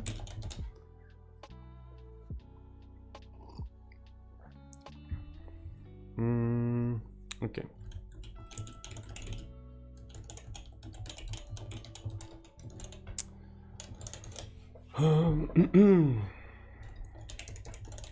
All right. So what do we have here? SV count. Okay, so SV count is understandable. So I'm gonna do word U64. So we're gonna convert it to U64. Yeah.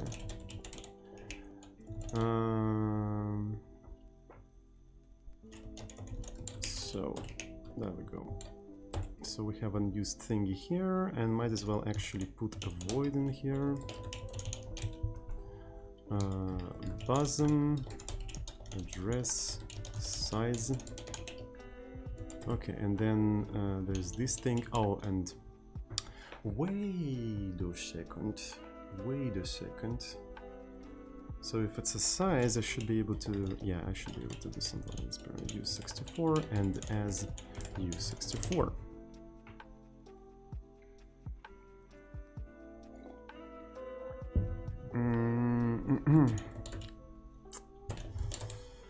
All right, so bosom size of string is not related, blah, blah, blah. Cool.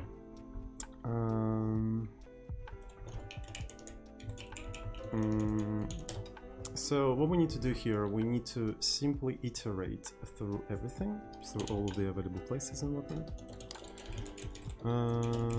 Bosom string places size plus I if bosom gosm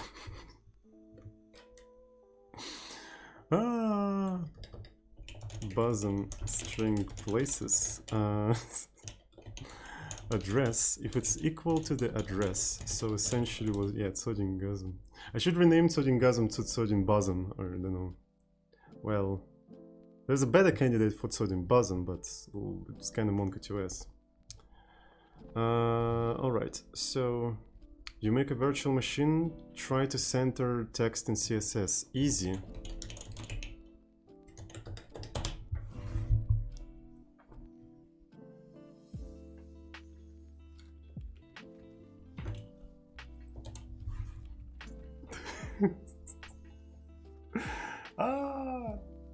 I'm not even using Flexbox, by the way. This is a very old school way of centering, you know, text in CSS. I think it uses tables, if I'm not mistaken. I don't remember what it uses, but I think it literally uses tables. Yeah, look.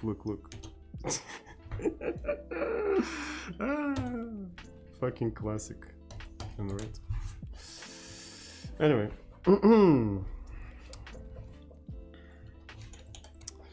So it's gonna be size, and so I'm just gonna do it like that. Size, yeah, it works, and it works probably in Internet Explorer 6.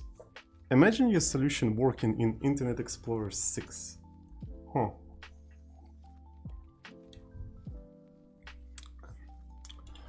Anyways, so here's the size, and then I just return true. Otherwise, I will return false. So that way, I can easily just query the sizes of the strings. Don't call me front-end dev. Chat, stop insulting each other, or otherwise, Twitch will also ban the word front-end, as it banned all of the previous harmless words from the platform, because they deemed them as an insult. Yeah, imagine actually... imagine actually, like, you know, Twitch banning the word front-end developer, because that insults. So it's a discrimination based on the technology stack. Imagine that. I wouldn't be surprised, actually. So, welcome to the new beautiful world. I'm more of a backend person myself, if you know what I mean.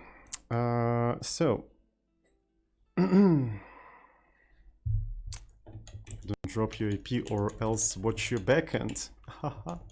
Yeah. ICPP when IP. I'm sorry.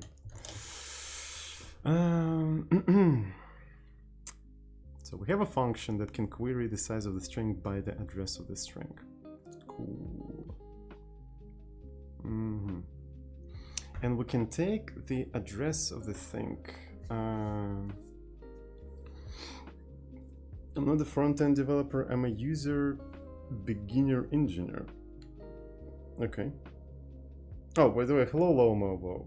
Haven't seen you in a while. How are you doing?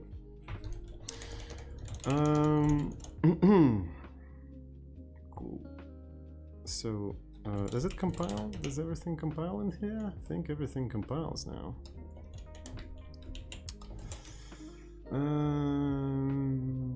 So it's gonna be bosom. I think I need to remove this thing. I think it's not needed anymore. So the time has come to wow, this one is interesting.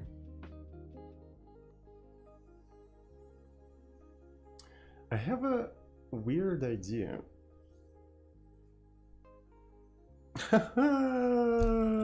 Shit. I have a weird idea. So, and I think I'm gonna regret that idea, by the way. I'm gonna regret that idea. So essentially, how about when you push a string like this, right? The bosom not only creates a hello binding, but it actually creates two bindings for you, hello len. So this way we can utilize. This is horrible. No, please, no, it's so tempting. This is bad. This is bad. No, this is yeah. So I shouldn't do that. But it's so easy to implement it right now. It's just like it's a very easy solution. It's just like, yeah, you can just do that.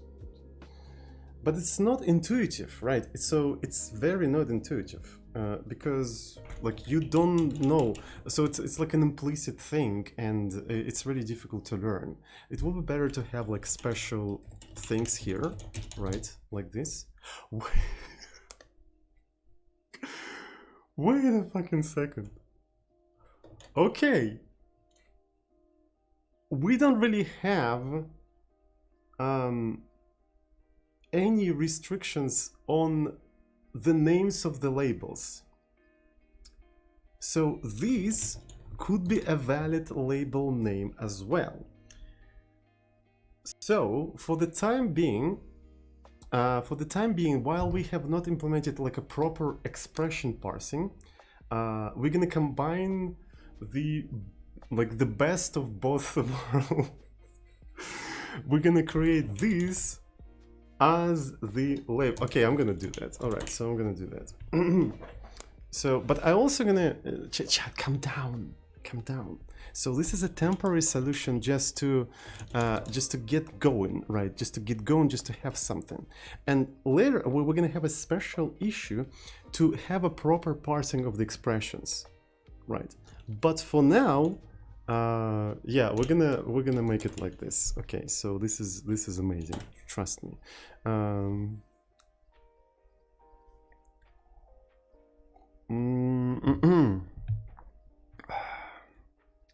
All right, chat. Everything's gonna be okay. Trust me. It's gonna be painless. You won't even feel anything. Okay, so it's gonna be quick, easy hack. And then we're gonna have a to-do for fix. Chats. Okay, so I'm not gonna listen to it. I'm gonna just go ahead and implement it. All right. So because yeah, whatever. So let's just implement that. I think it's a good solution. For now, at least. It's not good solution in general, but for now, it could be a good solution. All right. So I'm removing all of this bullshit. So let me actually go through all these problems. Yeah, here it is. So essentially, so push string to memory. And where do we push the string to the memory? So here it is. So bosom translate. So you push the string to the memory. But in bosom translate. And where do we add the binding? So, and then we bind the value. You have a different mood than usual.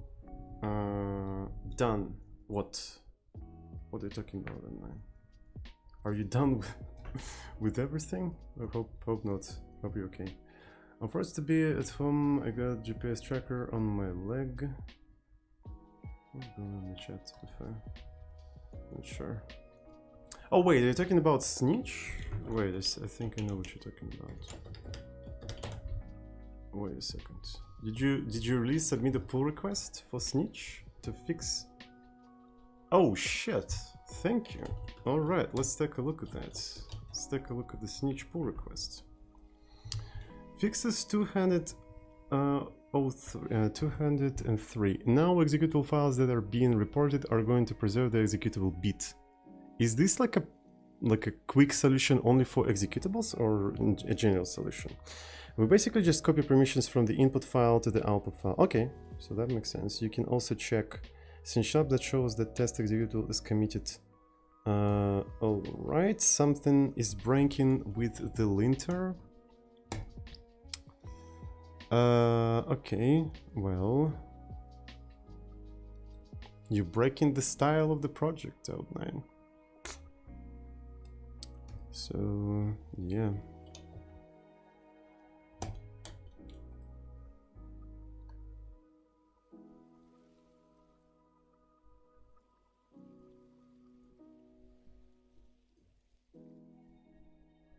Yeah, you can just do GoFMT. You don't really have to do that yourself. You can just do GoFMT.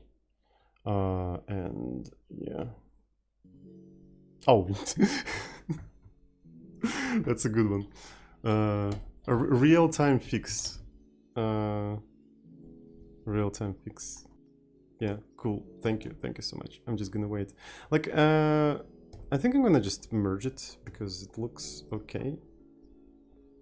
Maybe we're gonna test it. Yeah, let's go ahead and test it. Okay.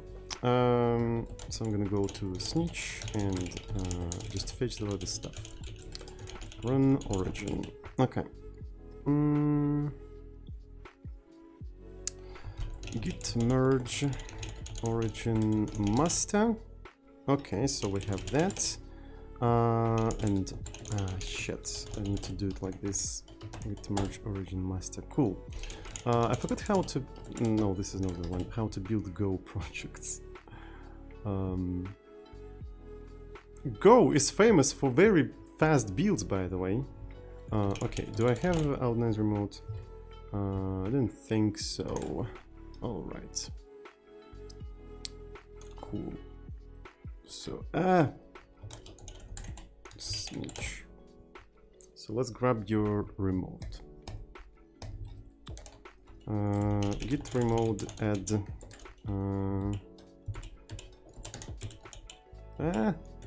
Okay.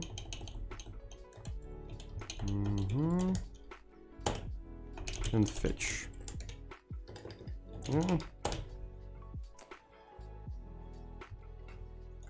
So you push it in the master. I see. Check out chmod. I think it has to be -b. Master. Okay, so everything's okay. Cool.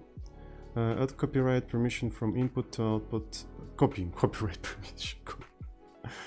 All right. So let's do it. I thought it was famous for if not error. Yes, it kind of is famous for this kind of thing. So Snitch Lab. It's kind of famous for that. But to be fair, so is C, because it's kind of a C style of checking errors, right? Origin master. Okay, everything is up to date. So let's actually touch run sh and do chmod plus run sh. And also I think we have to do a to-do, right? Hello. And then I do snitch report. Oh yeah, I have to add this thing first. Add run sh. And then we can try to report this entire thing, and it's reporting it, and it preserved it. Cool, cool. That's very cool. That's actually working. Thank you so much. Thank you so much. Continuous integration is still going. It seems to be going. Oh, we're waiting for Travis. Okay, Travis is broken. I'm not gonna wait for it. Okay. Worked not on my machine. Okay. Looks good to me. +1. Thank you for your contribution. Boom. Merge the pull request. Confirm the merge. Nice. Yeah. There we go. Now you have something to put to your CV. Ironically. So, and also it automatically fixes that thing. Yeah, thank you so much. This is super cool. Super cool. Thank you, thank you, thank you. That's amazing. Done. So we can also take a look at the comments from the Kolumbetka. Let me see. All right. So what are we doing? What are we doing? We emulate char. Okay, so you already fixed that. Let's now automatically find script. Okay, so everything has been removed. I think, yeah. That is cool. So looks good to me. Looks good to me. Can I put on my CV that I have contributed to nothing, or will that be strange? I think it would be okay. Yeah. I actually saw people. I think one of the contributors to Snitch put their Snitch contribution to their CV. Like, I remember seeing that, and I didn't think it's particularly strange. So, contributed. Oh, that's what you mean. Okay, so the wording would be contributed to nothing. You can also try to contribute to something. What's your experience? Well, I contributed to something. I don't know. All right. Cool. Nothing and something. Yes. Looks good to me. Thank you for your contribution. Boom. And I'm gonna just, first of all, of course, I need to accept this entire stuff, approve the changes. I approve of them. Cool. And we're gonna merge them right into the repo. Epic. Done. All right, chat. I'm already streaming. God damn it, you missed it. You just missed it. It was 420, and then I looked at it, it was 421. So I'm streaming for more than 4 hours and I kind of feel tired, so I think, boys and girls, it is time for me to go. It is time for me to go. Thanks everyone who's watching me right now. I really appreciate it. Thank you for all the contributions. This is absolutely awesome. Have a good one, and I see you all tomorrow. Tomorrow, according to the schedule, we're gonna continue doing this shite. We're gonna continue developing the virtual machine. We're gonna continue implementing horrible features like labels, implicit labels that have this name. Yes, we're gonna continue implementing those horrible features. So check out the schedule for more information on different projects we're working on. Also check out our VODs channel where we upload the recordings of the previous streams. This stream is gonna be there, but tomorrow we upload them on the next day. By the way, we have a separate playlist for all of the virtual machine streams. So if you wanna see the development of this project from the beginning, you can go there and find that playlist. And also check out our Discord server for offline discussion with the community. So, and maybe we should raid somebody. So we haven't raided anybody for quite some time. So do you guys have any suggestions on who to raid today? Is anyone doing any epic development? Heresy, I don't know how to pronounce his nickname, but so who do we have? We have 1 lives left, but I think we actually raided him recently. All right. Oh, come on, Twitch, you can do that. It doesn't even display. Okay, so 1 life left. He's doing Jai, but we raided him recently. Okay, I think we can raid him. Raid Il Mango. Is he doing? He's doing peaceful stuff. Not that much, probably. Yeah. Wait, is she streaming right now? Is she live right now? Because I also follow her, so I don't think she's streaming right now because I would have seen her. Yeah, yeah, she stopped streaming, unfortunately. Alright, let's alright, get ready for the raid. Get ready for the raid, boys and girls. Get ready for the raid, and I see you all tomorrow. Love you all.